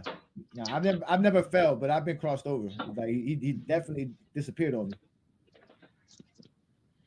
Never got so talking about the scoring today, when I'm looking at the scores, right? Only there was like how many games? Like 6-7 games, and only 2 teams failed to score above 100 points. You know, you got a lot of 130s, 120s, 110s. Now today's just a better NBA. Everybody can shoot better. You can't leave nobody open. It's hard to play defense, man. They're running guys off the 3-point line. They're doing a lot, man. These guys are just good shooters, and it's just hard. They can shoot off the. So outside of Sturdy, y'all need 6, 7. They need. What else? Yeah, they need. That's it, Africa, bro. Like you need. I'm not gonna lie. You need aliens to defend these days, there, bro. Guys too good. That's real talk. There's nothing like, and Lamar Gilbert said this multiple times. Like, there's nothing the defense can do in terms of practice-wise to advance themselves to a rate the offense is advancing themselves. It's just you at a complete disadvantage. The only thing you can compete with, you can be better at studying film, you get better at understanding players' tendencies, but you just got to have a physical attribute to be able to keep up with these dudes, bro. Wemby is a problem and going to forever be a problem because he got an 8-foot wingspan. Didn't we see like a step towards the solution last year in the playoffs when Miami played Boston and they played a very complex zone that was constantly changing in one individual possession, constantly morphing and changing. They got exposed against Denver. Yeah, exactly. That was a great offensive player with amazing team. They had an offensive system. Yeah, go ahead, man. No, that was because that's how you break down a zone with great passing. You have Joker. You know what I'm saying? That was always killing Boston. You get into the playoffs where teams are really cranking down on you defensively. They really have your game plan strategized. Teams know what you run. They know your plays. Everybody knows each other's plays. It's how you execute and how I stop you from executing. So they had problems executing because they never really had a good ball facilitator. Now they have one. It's going to be a different deal. You see, they all getting their shots easier this year. They don't even have to. They're not even trying hard. They're just playing great basketball because they're moving the ball more. Ball movement has always been the best way to play basketball. I mean, you as a coach, you should know that. Africa and Lamont knows that too. Ball movement has always been great. That's why the Spurs was so effective. Yeah. Well, they say they said there was a stat that came out said if you just reverse the ball one time, it like increases your chance to score by like 65% just off one ball reverse. So. Because you're shifting the defense. Like the whole objective of the defense to be set and stick with the matches that we're game planning for. Once you start shifting, making the ball moving, doing proper cuts, doing more reversals, you mess up the matchup defense 1 to 10. And once you shift the defense, now you get guys out of rotations. It's just a problem. I think that's what makes Curry so great. His off-ball movement, his willingness to like actually move the fuck around. Like that's what makes him so hard to guard. Tired by the time you get in front of him. Steph's not the first person to do this, so don't make it seem like Steph invented the rule. No. What I'm saying is, hold on. What I'm saying is, we give him a lot of credit for his shooting ability, but I don't think he gets enough credit for his off-ball. No, hold on. Go James. Go James is right. Yeah, he doesn't get enough credit for his arms and he's shooting off the dribble. Well, no. There's a lot of guys that have moved off the ball well. There's a lot of teams that don't have guys eyes up willing to make them quick passes on the fly. So I think that's where you got to credit a lot of Steph's success. You're gonna have to always connect Draymond because if you look at his numbers when Draymond's not on the floor, I mean, it's not the same. That's just the truth about it. And Lamont, you said that guy got a case for me to go. Man, got it. It still does. It doesn't matter. Yeah. A lot of influence talk. No, so Johnny, like after the first, like, Oh, let's not go Johnny, down that road. no, I don't know, because it's the title of the stream. Wait, Kevin Durant. just start digging into that. Lamar, you want to have some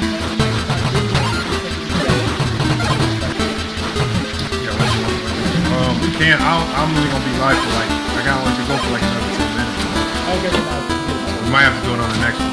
no, we can do I got it. Go Yeah, ahead. let me make this quick. So basically, it relates to the title video with Kevin Durant being goal discussion, right? In Lamont's case is the transition. Anybody in the top 10 has some sort of a case to be the GOAT. I'm saying that's not the case. There's levels to everything. And just because you're the top 10 don't necessarily mean you have the case to be the GOAT. For example, Lamont has Steph Curry in his top 10, but as we all know, Steph Curry has no case to be the GOAT. How can you say that though? Like, Brandon, what's the case? Once again, what's the case? Give me the case. hold on, listen. Here's the case Not right what I here. said. How many players have played in the NBA all time? Hold on, how many players have played in the NBA? No, hey Johnny, this is what I said, hey Johnny. I said, whoever your top 10, there's some people that have Steph Curry in the top 10. I said, everybody in your top 10 has a case, albeit small for some, as a case to have GOAT consideration. Now, obviously your number one is going to have the strongest consideration. Two is going to have the next strongest, is going to go 3. But there's, albeit small for some, like if you have Curry at 10, and you have other guys like Shaq at 9 or whatever, however your list shakes out, if you're in that top 10, I feel like a case can be made for all of them. Just some guys have a stronger case than others. Facts. And the guys that have the strongest case generally fall at 1, 2, 3, 4, and 5. The guys with the weaker GOAT cases are going to fall at 6, 7, 8, 9, 10. Yeah, no. The reason I laughed was because 30 said that's exactly what you just said. If you're in your top 10, whoever's in your top 10 has a GOAT case, and he thinks the people consider without like refuting exactly what you said. Like, so if you have Stephen Curry in your top 10, and for you, there's a GOAT case for him, but you don't have Kevin Durant in your top 10. Out of 5,000 players. No, what I said about the stream though is, I said the way Kevin Durant explained it, right? So I said, when you think about it, I said when Kevin Durant basically said he thinks he should be in the GOAT conversation, it made me think, are we flawed in our approach to how we view players today? Because I've even said in the past, I feel like players today have to do 4 to 5 times what players of the past did just to crack the top 10. Right? Like when you look at a guy like Steph, there's still a lot of people saying he can't even be in my top 10. He can't be in my top 10. And it's just like, well, how much more does he got to do? Like he's literally done more than what most people in the top 10 have done, plus some.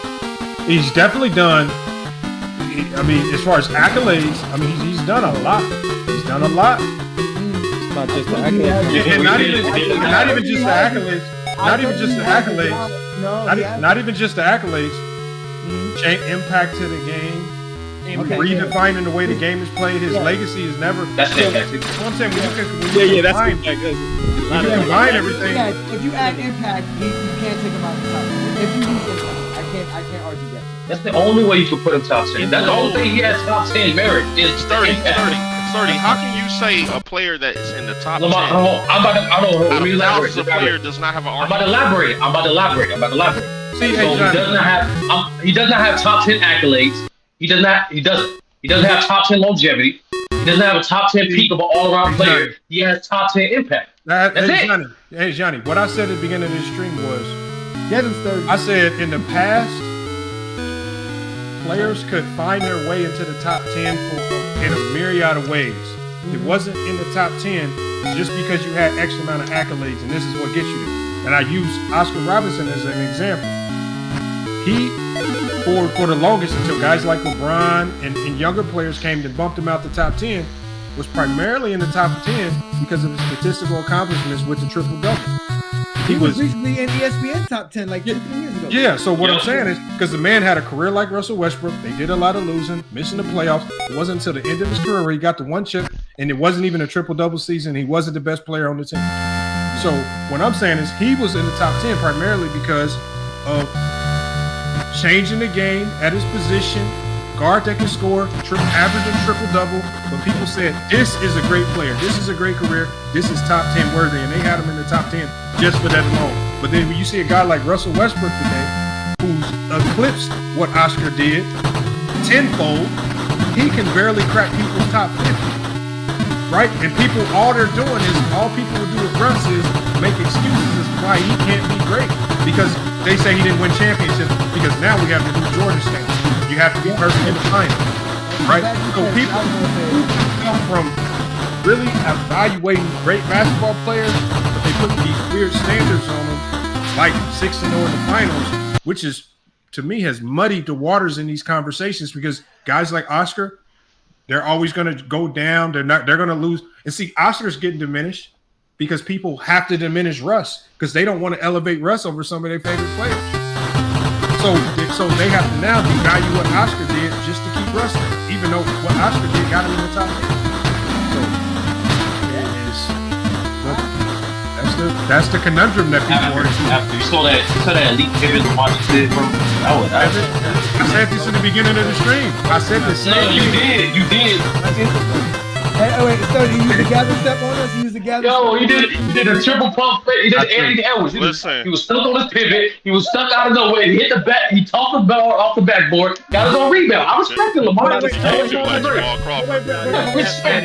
Sturdy, you was on Sunday show. You watched a little bit of our show. You got a chance to watch it, and we conversated about this. And I stated this at the show. And I'm gonna state this now. If you have Stephen Curry in your top 10 or anywhere in the GOAT conversation, I don't see why Kevin Durant. Thank you. He's more accomplished than Stephen Curry. Right, but the only niggas that try to diminish Steph Curry are LeBron fans at this point. Like, it's the same thing with KD. No, listen, I'm a LeBron fan. I hate the nigga too. But what I'm saying is, the only reason that y'all go out y'all way to diminish them because he put belt the ass to Bron. No, Brandon, I'm not LeBron fan by any means. No, Sturdy, that won't be you. Sturdy, that won't be you. Kobe can't beat LeBron. That's why. The only person who could have beat LeBron was the kid like this way, and that's running crazy. He didn't beat LeBron. Let's stop finessing this, man. Thank you. Although he had to go run and get the KD guy to try to win. What did the record say? What does the record say? No, the in record, the finals head to head. What is the record? With or without KD? With or without KD? Hold on. 2015 is the only one I'm like, all right, cool, because Kyrie he still won. Hey, y'all, but see, the thing is, that only matters if you sitting here weighing championships as the primary element that gets you to GOAT status. I think LeBron James, that's the nostalgia. Without the championships, I agree. Right, even with the loss, I think the losses is what adds to it. He got to the finals 10 times. How is that not great? That's more relatable to me. Make a no ring episode, man. We just not include rings, no ring episode, and really measure players by what they actually do. Well, that's what they used to do. That's why Wilt was up there in the top 3 for most times, and that's why Oscar could do it. Yeah. Is that why you got Steph over Hakeem though? Like I don't understand that though. Like I don't get that. No, I got Steph. Hold on. You know why I got Steph over Hakeem? And I said this. I said my great element to my top 10 is dominant. I feel like Steph Curry has been more dominant than Hakeem Olajuwon. That's a ridiculous. And when the reason why, because Hakeem Olajuwon was a loser. Man, hated his team. Quit on his team. See, I don't like quitting. So again, my bias towards quitters. I don't condone people that quit on the game. You got to get suspended by the league twice because you didn't fake injury. Well, Michael Jordan's your goal, though. Hold on. Where do you got Kobe right now? Where do you got Kobe right now? No. Retiring. No, hold on. If Hakeem would have retired, I would have gave him a pass. He didn't retire. He stayed out there fake injury. Oh, Jordan, what the? Hakeem got suspended twice because he faked injuries because he was demanding the trade, so he was fake injuries. when his team was busted and disgusted, he was losing in the first round, couldn't win nothing. So so he demanded a trade. The team wouldn't trade him, and so he started faking injuries so bad. It got so bad, David Stern had to suspend him. He did it twice and got caught. No, that's a fact. I think he went to the closet and went and got that narrative bag sturdy. No, see, these are the stories that 90s fans won't tell you. They know it. They all know it, but they'll keep it in the shadows, acting like these players was loyal to their team. Hey, John, you know, Hakeem was a different person before he converted to Islamic. So like, come on, you now. No, but wait a minute. Hakeem Olajuwon lost a lot in the first round. That's another thing they like to don't pass. But whatever, isn't this the 6-0? One of the reasons why is because he didn't even want to be in Houston. He was quit on this. But when did he get suspended? In the 80s, the early 90s? I think it was early 90s. Yeah, both. One in the late 80s, one in the early 90s. Talking about multiple suspensions. Yeah. Twice. Got caught. Well, hey Johnny, hold on. Well, am I not telling you? Hold on. Well, am I not telling you? You just gave me a gem, Lamar. You know that, right? Don't do that, Lamar. No, hey Johnny, hold on, Johnny. He's not telling the whole he's not telling the whole story. I got a couple videos. You're not telling the whole story, Johnny. What's the whole story, Sturdy? The whole story was like, one, Hakeem was not the only player that tried to get his losing bad 90s contracts. Y'all don't know slave 360 contracts back in the day. 10 years, $3 million. Yeah, he was just trying to get out of it. That's all that was, Johnny. They won trading. They won. It was a bunch of things, Johnny. That's why Lamar beat his speak. Nasty. Don't matter. You gotta. Quitting is quitting. But Jordan quit twice. Jordan retired. No. They said he quit after he 3 feet up. Retire, you're waving a white flag. Hold on. What did Jordan say? What did Jordan say in 1998, Lamont? If he didn't quit, what did he say? Sturdy. Quitting is when you quitting is in game 7 when you stop shooting the ball.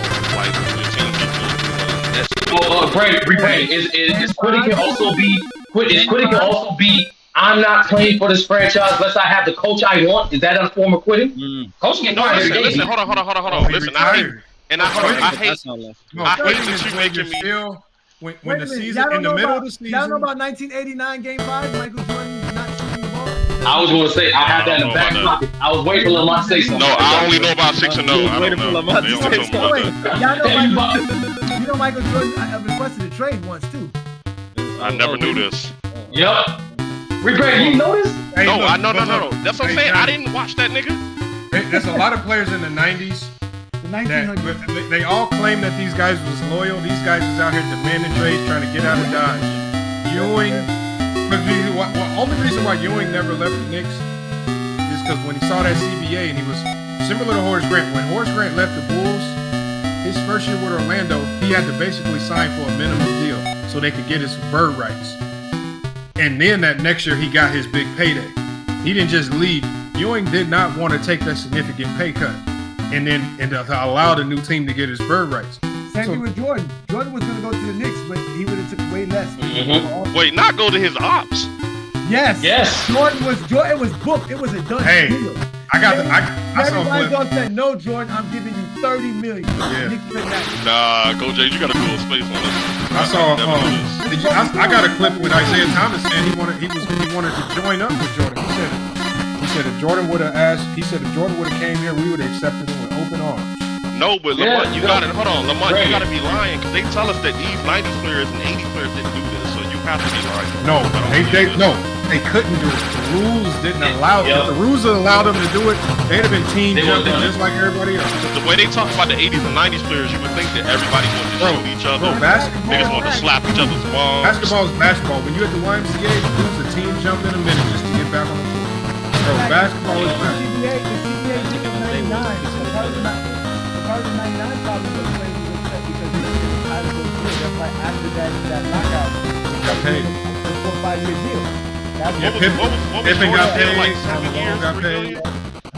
Jordan got what, like a 7-year, $3 million deal or some shit like that? Jordan's first deal was like 8 years. That was ridiculous. Like $5 million, and then he got an extension like after the 5th year, something like that. But I guess back then money was like think about this. Magic signed the $25 million 25-year deal.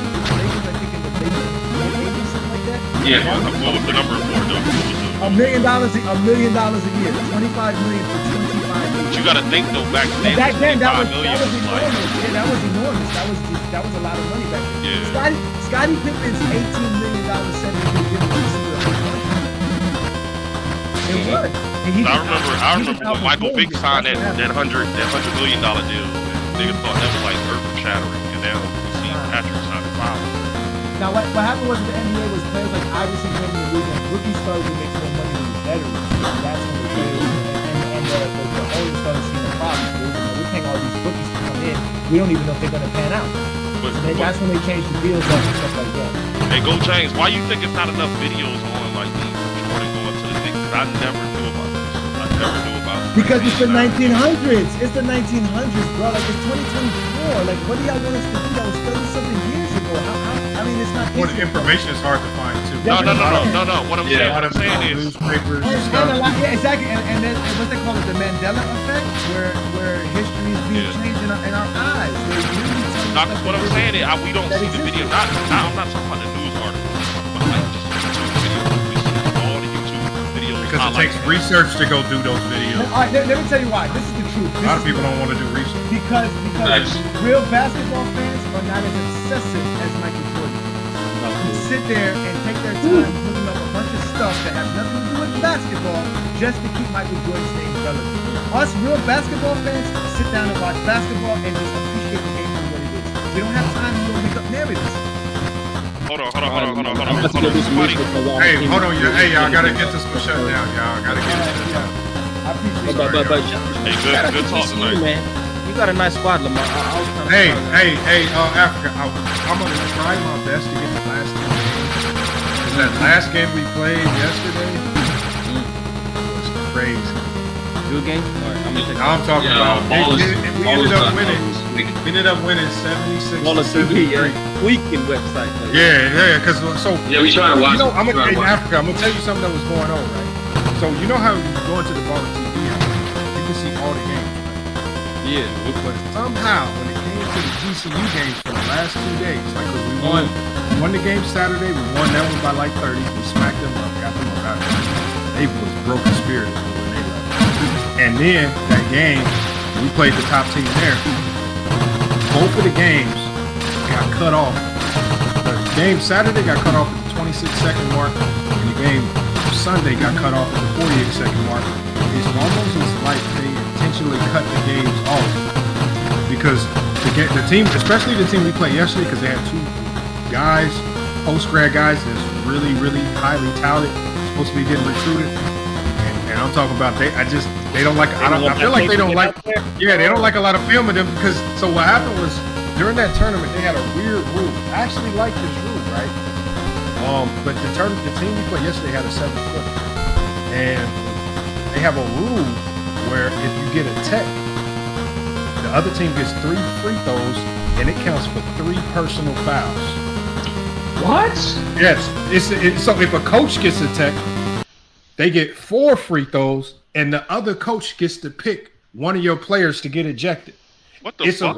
So it's a rule that's designed to get people to shut up talking to the refs, basically. That's they doing too much with that. But hold on. So what happened was they big man going into the second half, they 7-footer had 2 fouls. He scored a tough layup.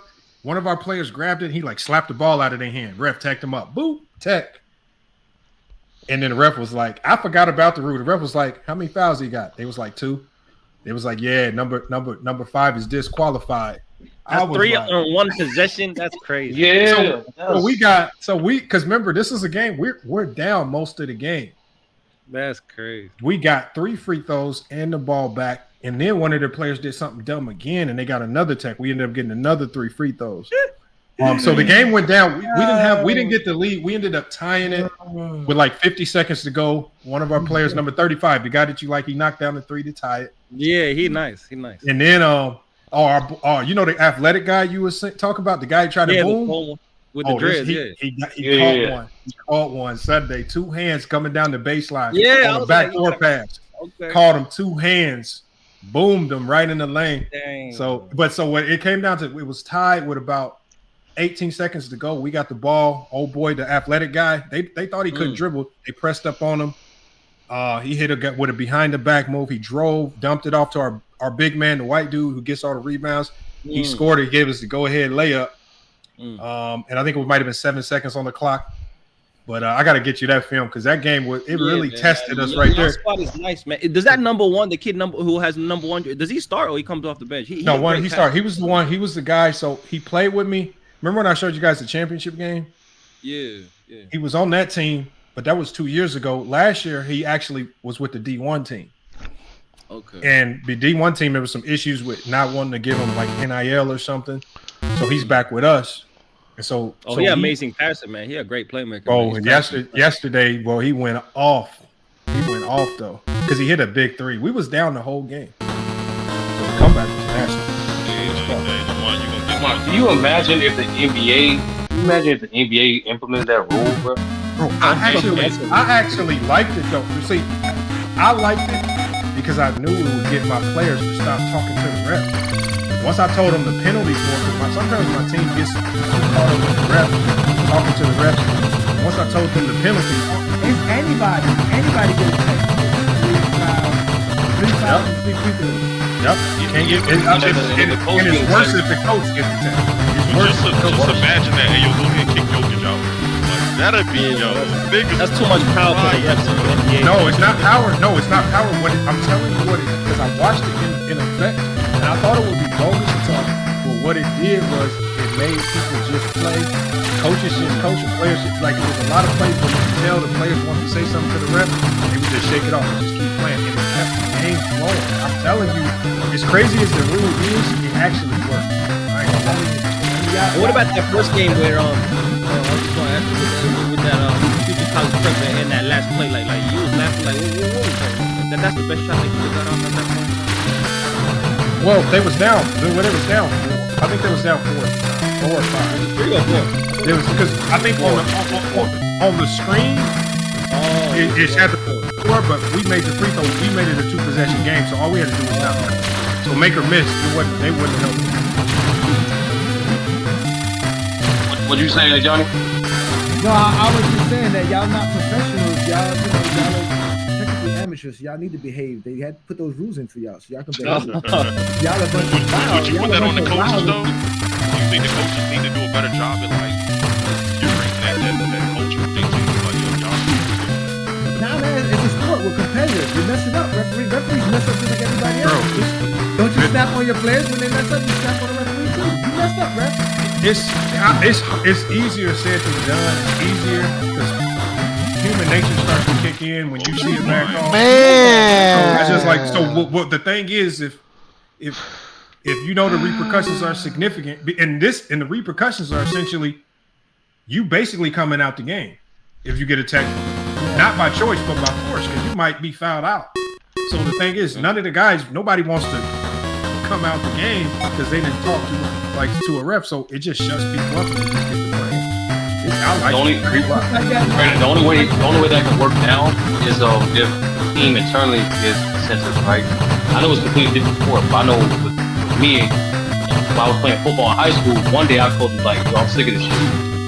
Any penalty we get, y'all run an extra sprint for every yard that we get. I swear to God, we played our cleanest game ever. And they run up. And Herm, you don't want this smoke, Herm. Yeah, Lamar, hey, can you please get these dudes on topic, man, real quick before you go, because they've been going at it back and forth. Discord, on strings, like a couple weeks now. They salute 32 for that 10 hour. That was a long show. Let me pull it up right here. Yeah, I tried to do better next time. I wasn't on my laptop, it was my brother's laptop. Man, that shit was fun though. Alright, guys, here we go. So y'all need a topic. Yeah, Lamar, while Chew was up here, while you was gone, I set up another debate between A. Johnny and Chew King. Oh yeah, Dr. J versus Bird. That's gonna be a good one. He's setting Chew up. He's trying to get nobody get this not no setup. I did what up, everybody? I did this. I mean, y'all want to see a dead body? Y'all want to see a dead body? Listen, man. Got all these niggas wanting to talk this shit. No, listen, I brought Herman to this debate stage. Like Herman tell you that. So you his pops. Nah, I ain't say all that. I ain't say all that though. I did bring Herman to the debate stage. Herman said it was so playing time. Lamar, listen, man. Hey, we granted the whole criteria of this debate is based off me.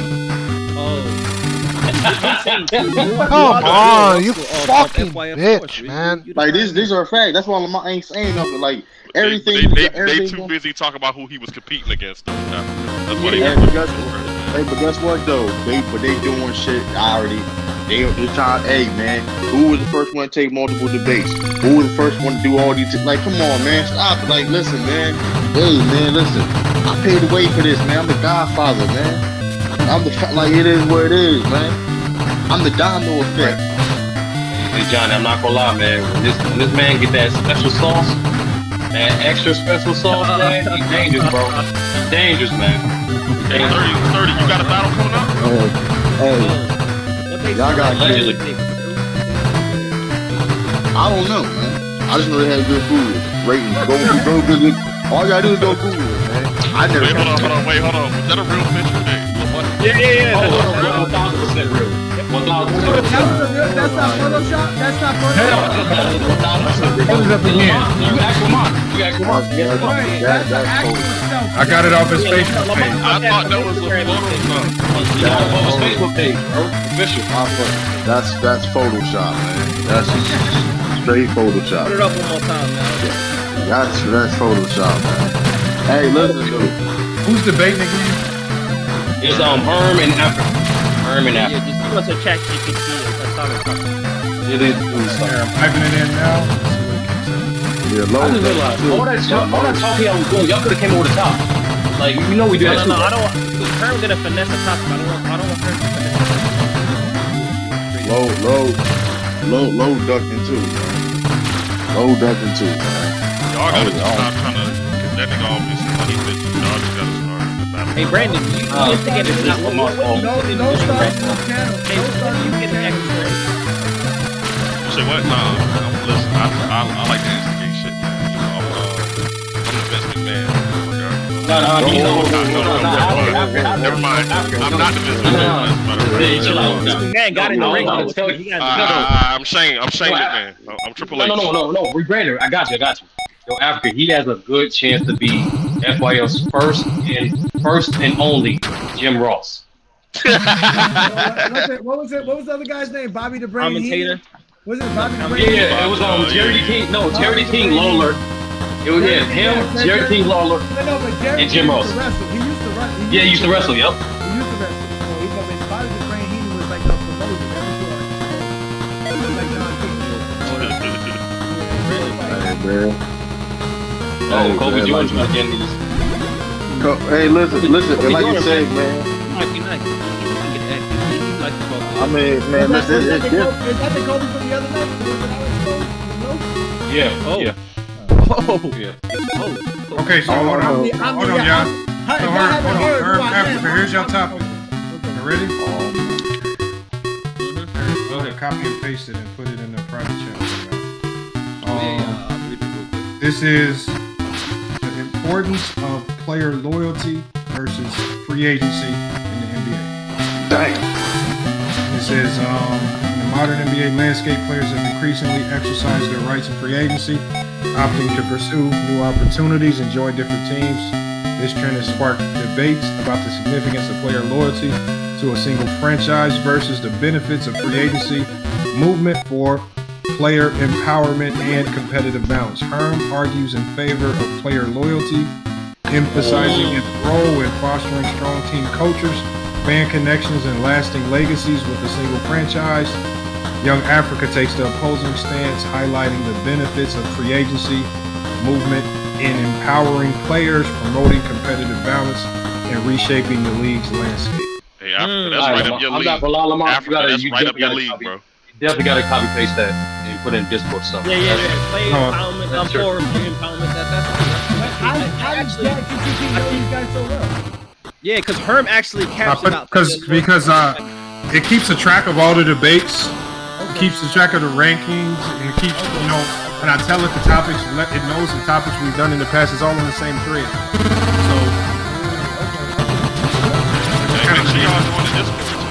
hey, ChatGPT even knows I'm a break. ChatGPT even know I'm a break.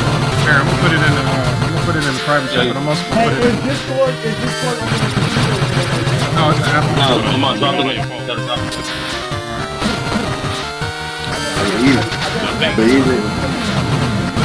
But even ChatGPT even knows I'm a break one, man. It takes on everything, man. It takes on everything, man. All right.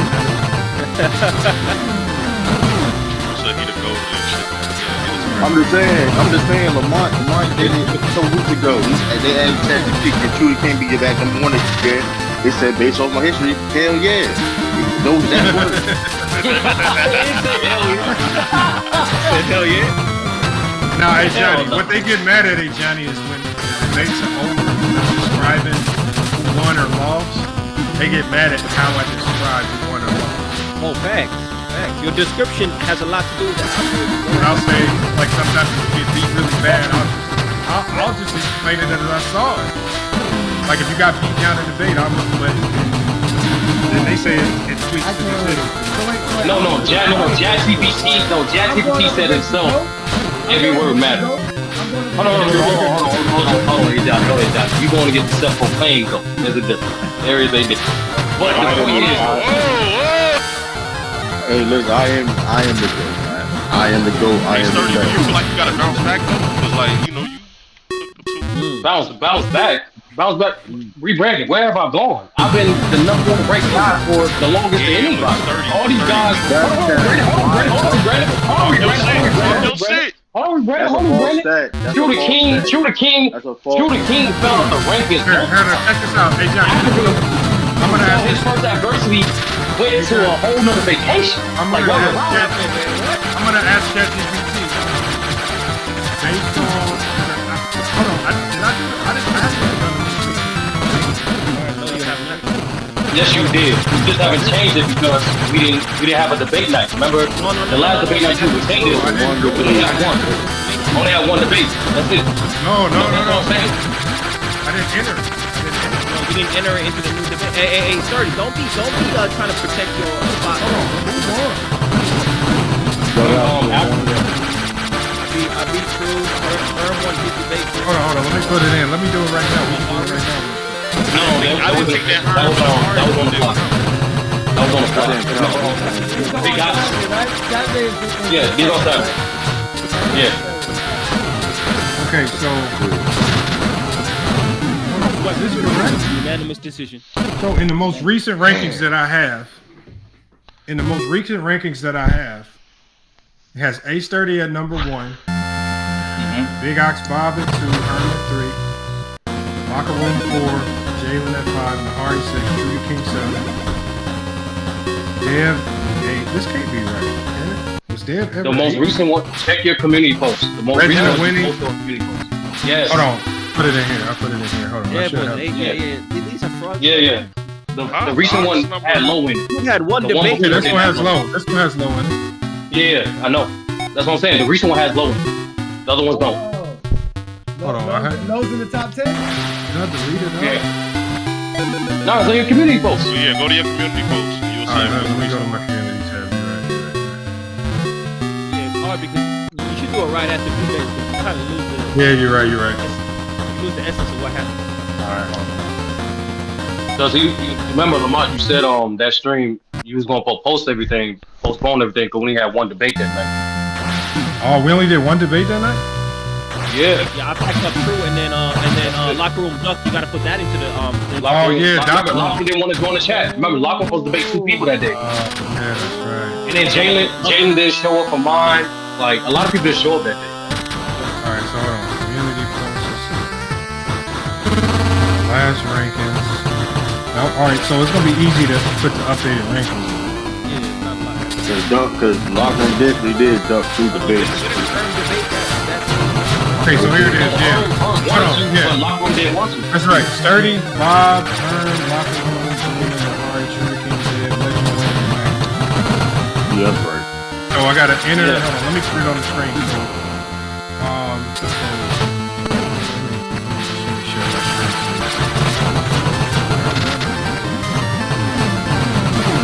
Yeah, because of forfeit. That's what I'm saying. Okay, so what happened again? I beat True. So you put in former #1 ranked debater returns emphatically with a victory. Hold on. Hey, you know. No. The stream I hosted her, that didn't count. That was exhibition. Okay, so hold on. Y'all gotta tell me the matches that happened. Okay, so we got another round of debates.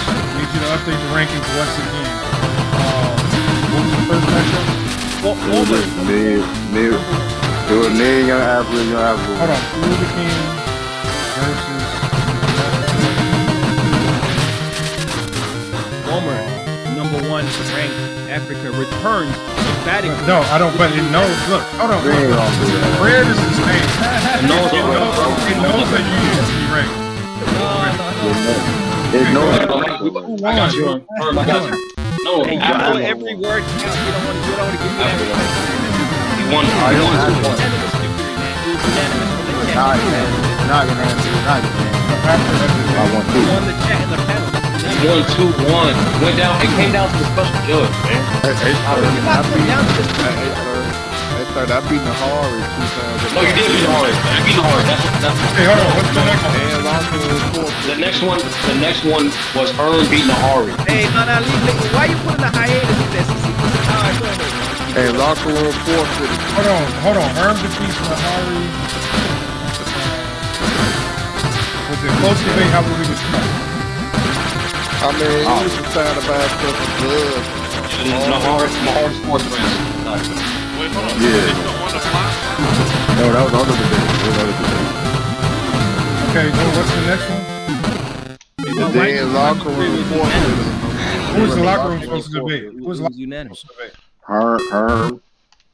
Hey, I'm on Discord. He was supposed to debate Herm and Ox. Hold on, debate the locker room. What did the locker room do? He didn't debate. He was here debate. and refused to debate. He showed up and said, "Nah, I'm not doing it because the panel is biased or some shit."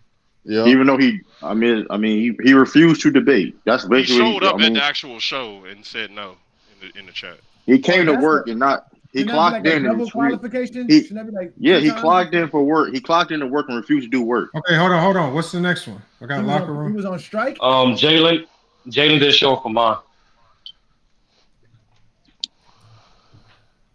That's not cool. Okay, so hold on. Jalen. You want that victory? Jalen versus A30? Yeah, but he ain't show up for mine. No, yeah. You want that victory story? You want that? I don't. No, I told Jalen. No, I told Jalen we can still do it. Like, but the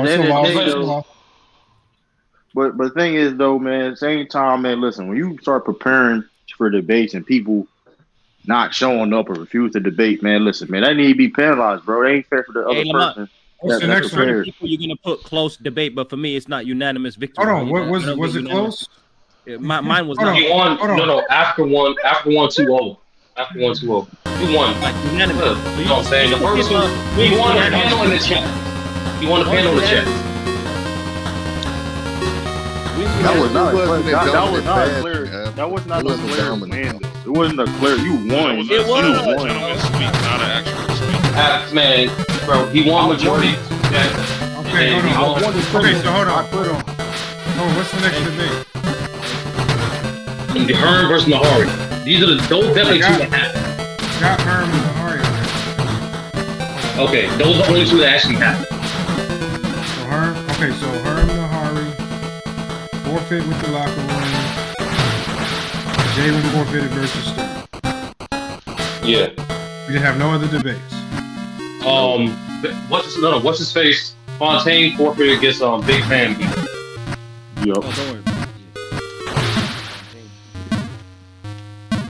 All right, man.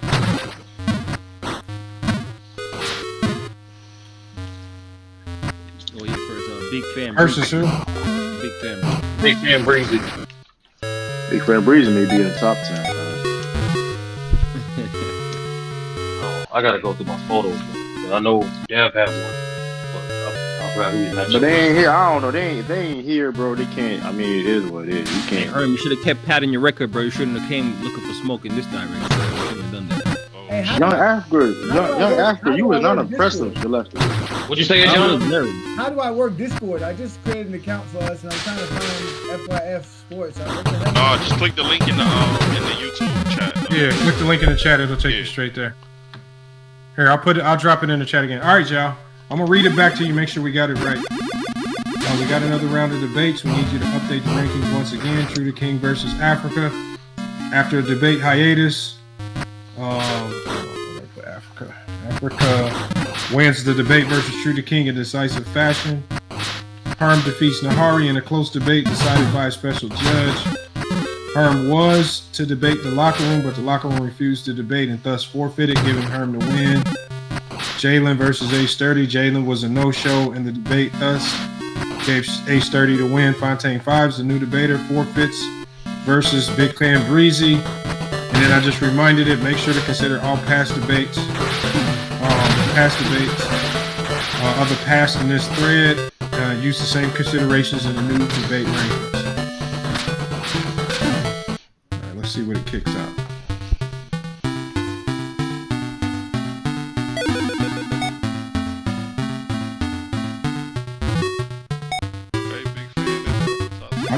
Why does it say Fontaine drops out? Fontaine was never in the top 10. You probably got to rewrite. You probably missed Bob. Well, I was gonna say it just wasn't gonna change anything. But I was gonna say Devin already didn't debate. Hold on.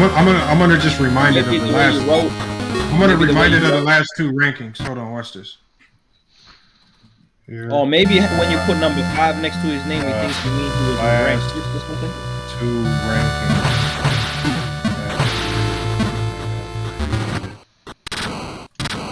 Here's one, and I'm gonna give it the other one from the week prior.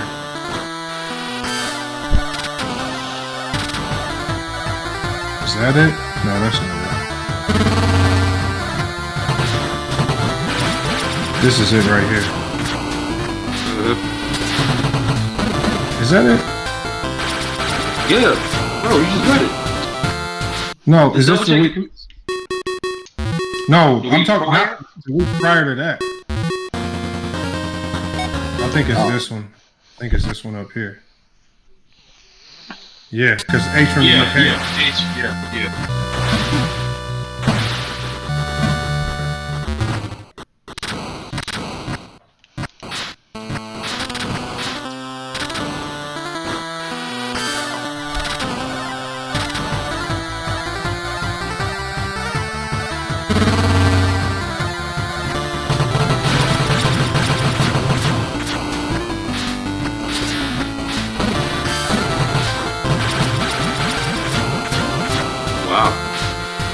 You back in there. I think that's weird because you kind of remove like the history of it. Why are dudes staying in the ranking like this? No, because they don't get punished for not debating. They got punished for little. This is consistent with what has been. Yeah. This is. Yeah, that's right. Like the college rankings, they don't get penalized. Where's this True to King photo? That ain't say my name. I don't think, though. I don't see your name. It says right here, it says Young Africa re-enters the top 10.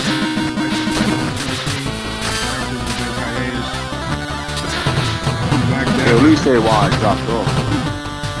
This is Dev Wright's rankings from his previous debates. This is what it is right here. True, the most disrespected legend. Yeah, what the hell? You gotta ask what happened to True. Okay. You usually give an explanation.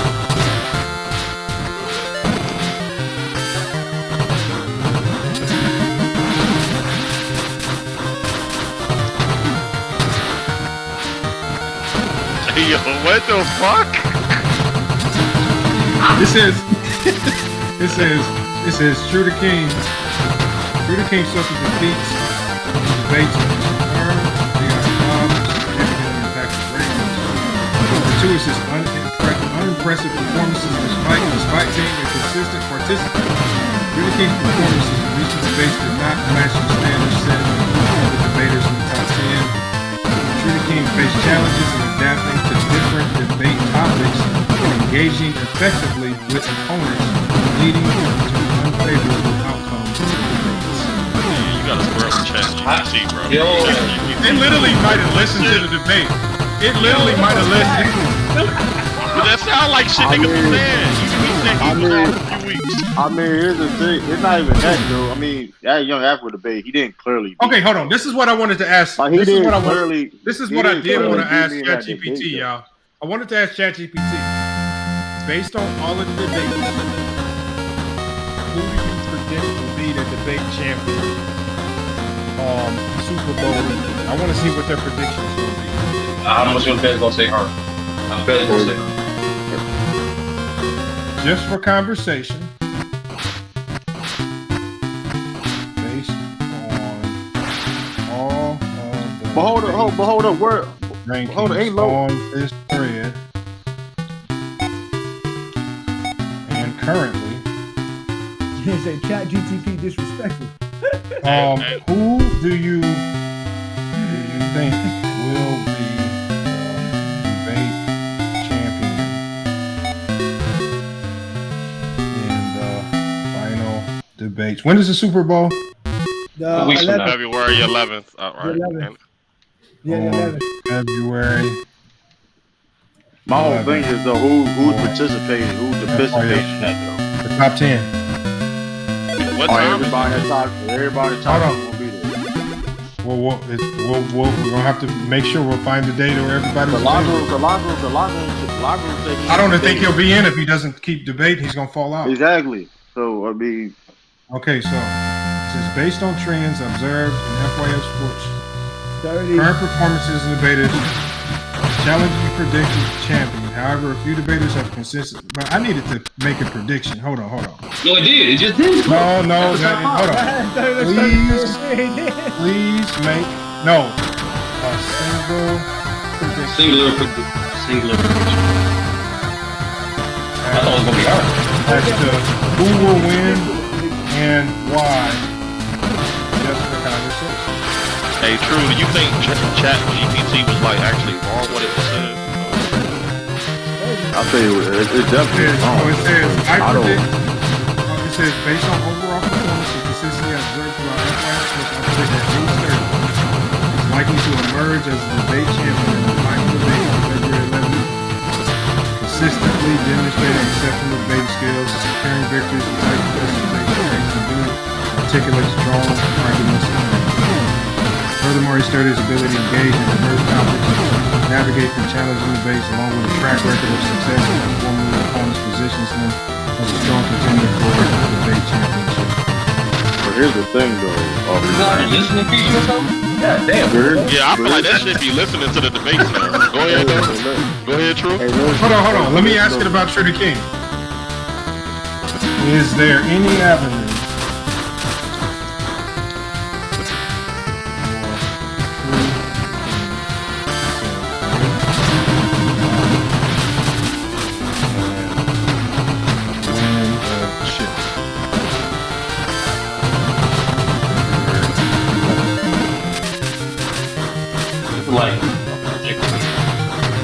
technology?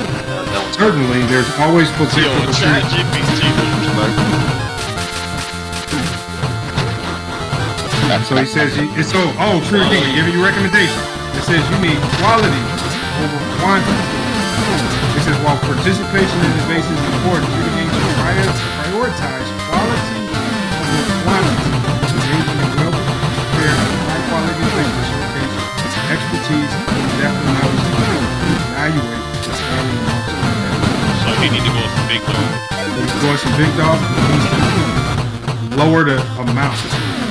Yeah, they basically saying he's debating too many people. Oh, that's cool. I mean, So basically, it's extra layman. Real quick. So in basic layman terms, you gotta smoke low. This Saturday you gotta smoke. No, but I mean, I don't gotta get crazy. I don't have to debate every weekend. That's what ChatGPT basically say it is. Who is the dark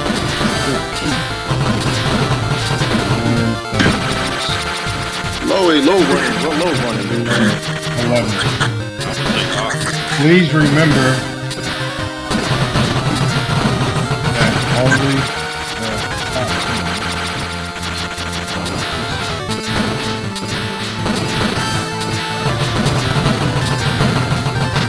Let's see who the dark horse is.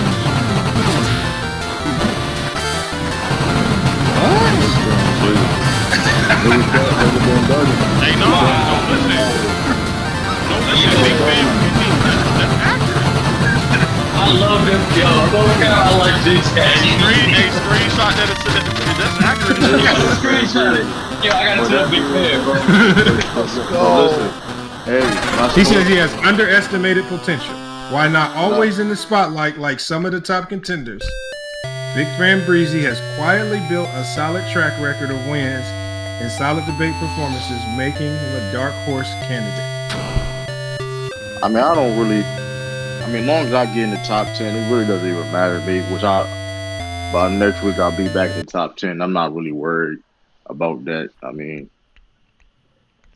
hey, Lamont, ask ChatGPT who beat the most top 10 competitors. Okay. Who has beat the most top 10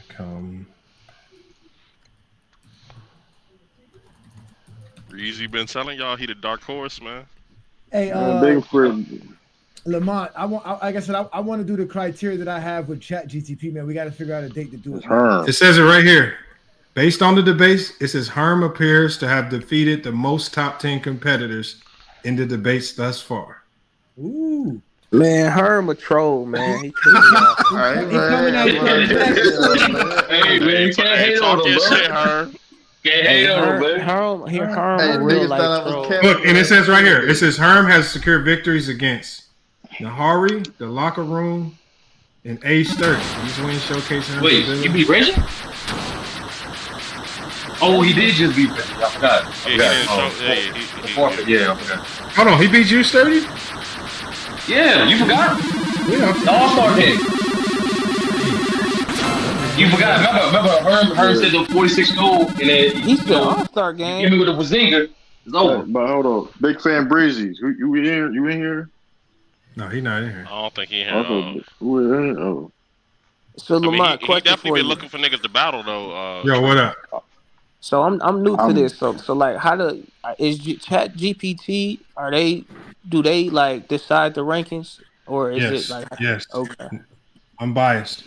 I don't do it. A lot of people. It describes the ranking. It describes the topic. It gives you the criteria for the topic and the rankings. Hey, we don't do nothing else but debate. So you get the topics from Chat. Okay. What are these lies about Herm got the most top 10 bodies? I beat Sturdy. I beat SB. I beat True. I beat MacDiff. But time out.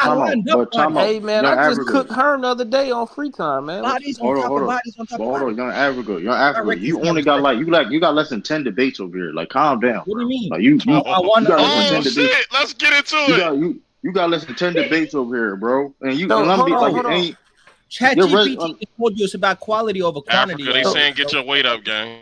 So at the top of the mountain. No, hold on. First of all, ChatGPT has higher standards. Hold on, time out.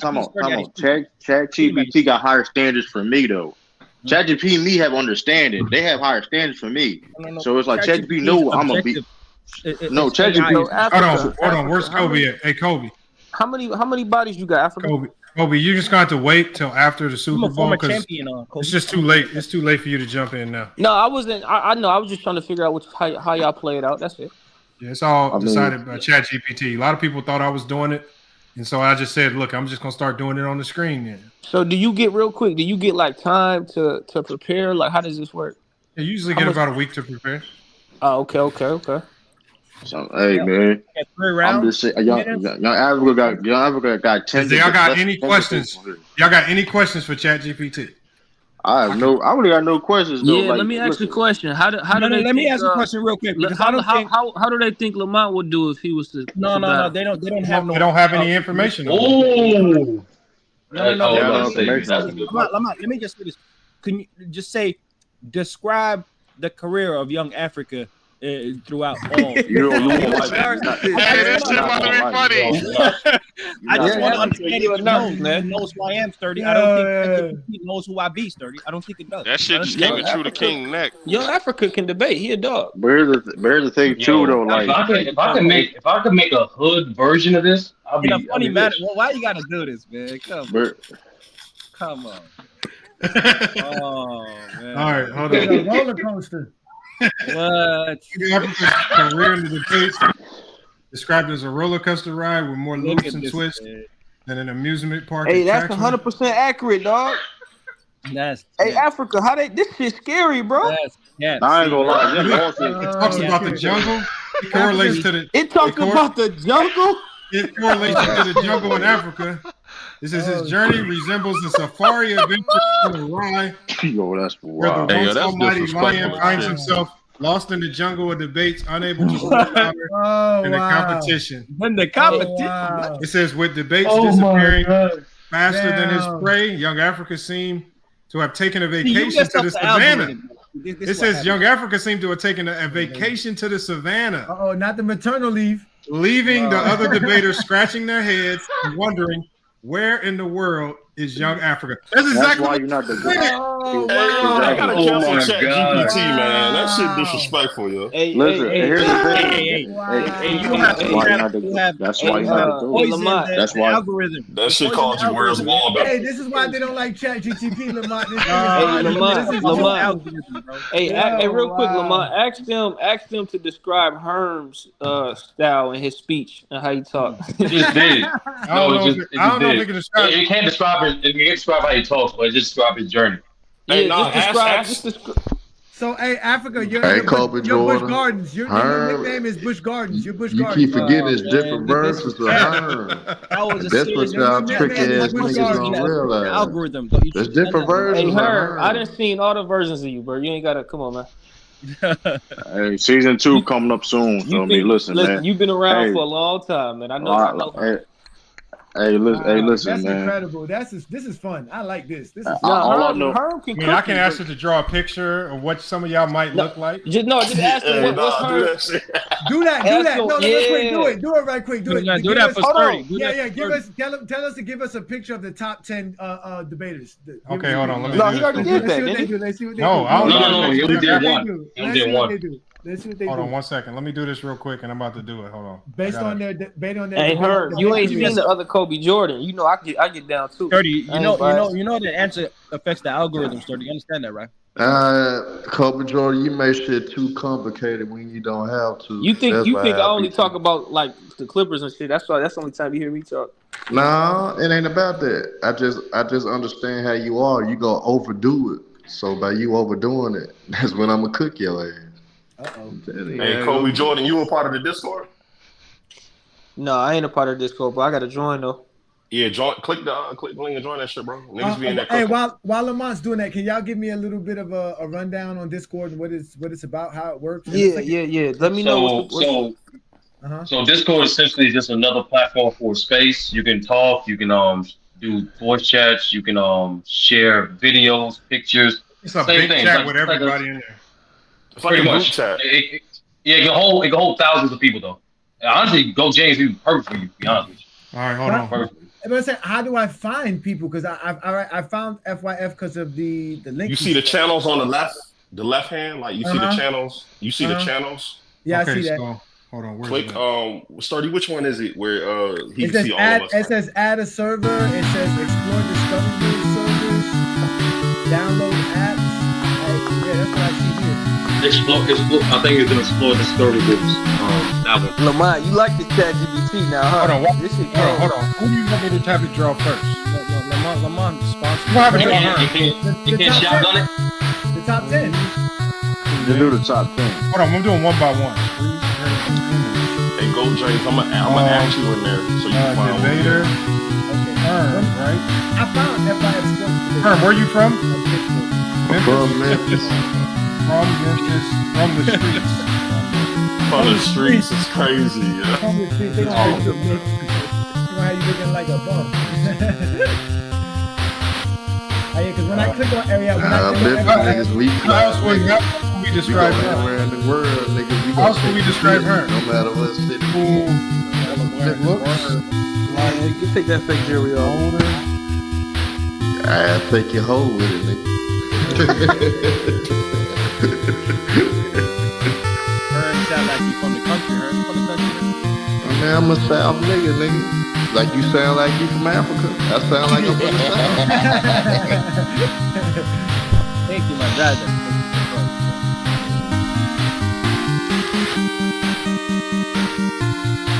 True, you should reach out to Breezy though, bro.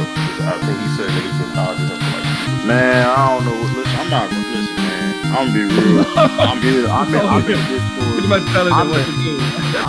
Listen, I'm in the Discord, bro. I'm not chasing people. So this is what I be saying. I don't feel like chasing people. I did too much to be chasing people, man. Like I mean, do you feel disrespected though? Do you feel like niggas think you sweet type shit? I mean, I can be everybody that's criticizing me in the chat. I could be everybody on the panel, even Lamont. I can beat everybody. It doesn't listen. If you know, man. It is what it is, man. That's why in the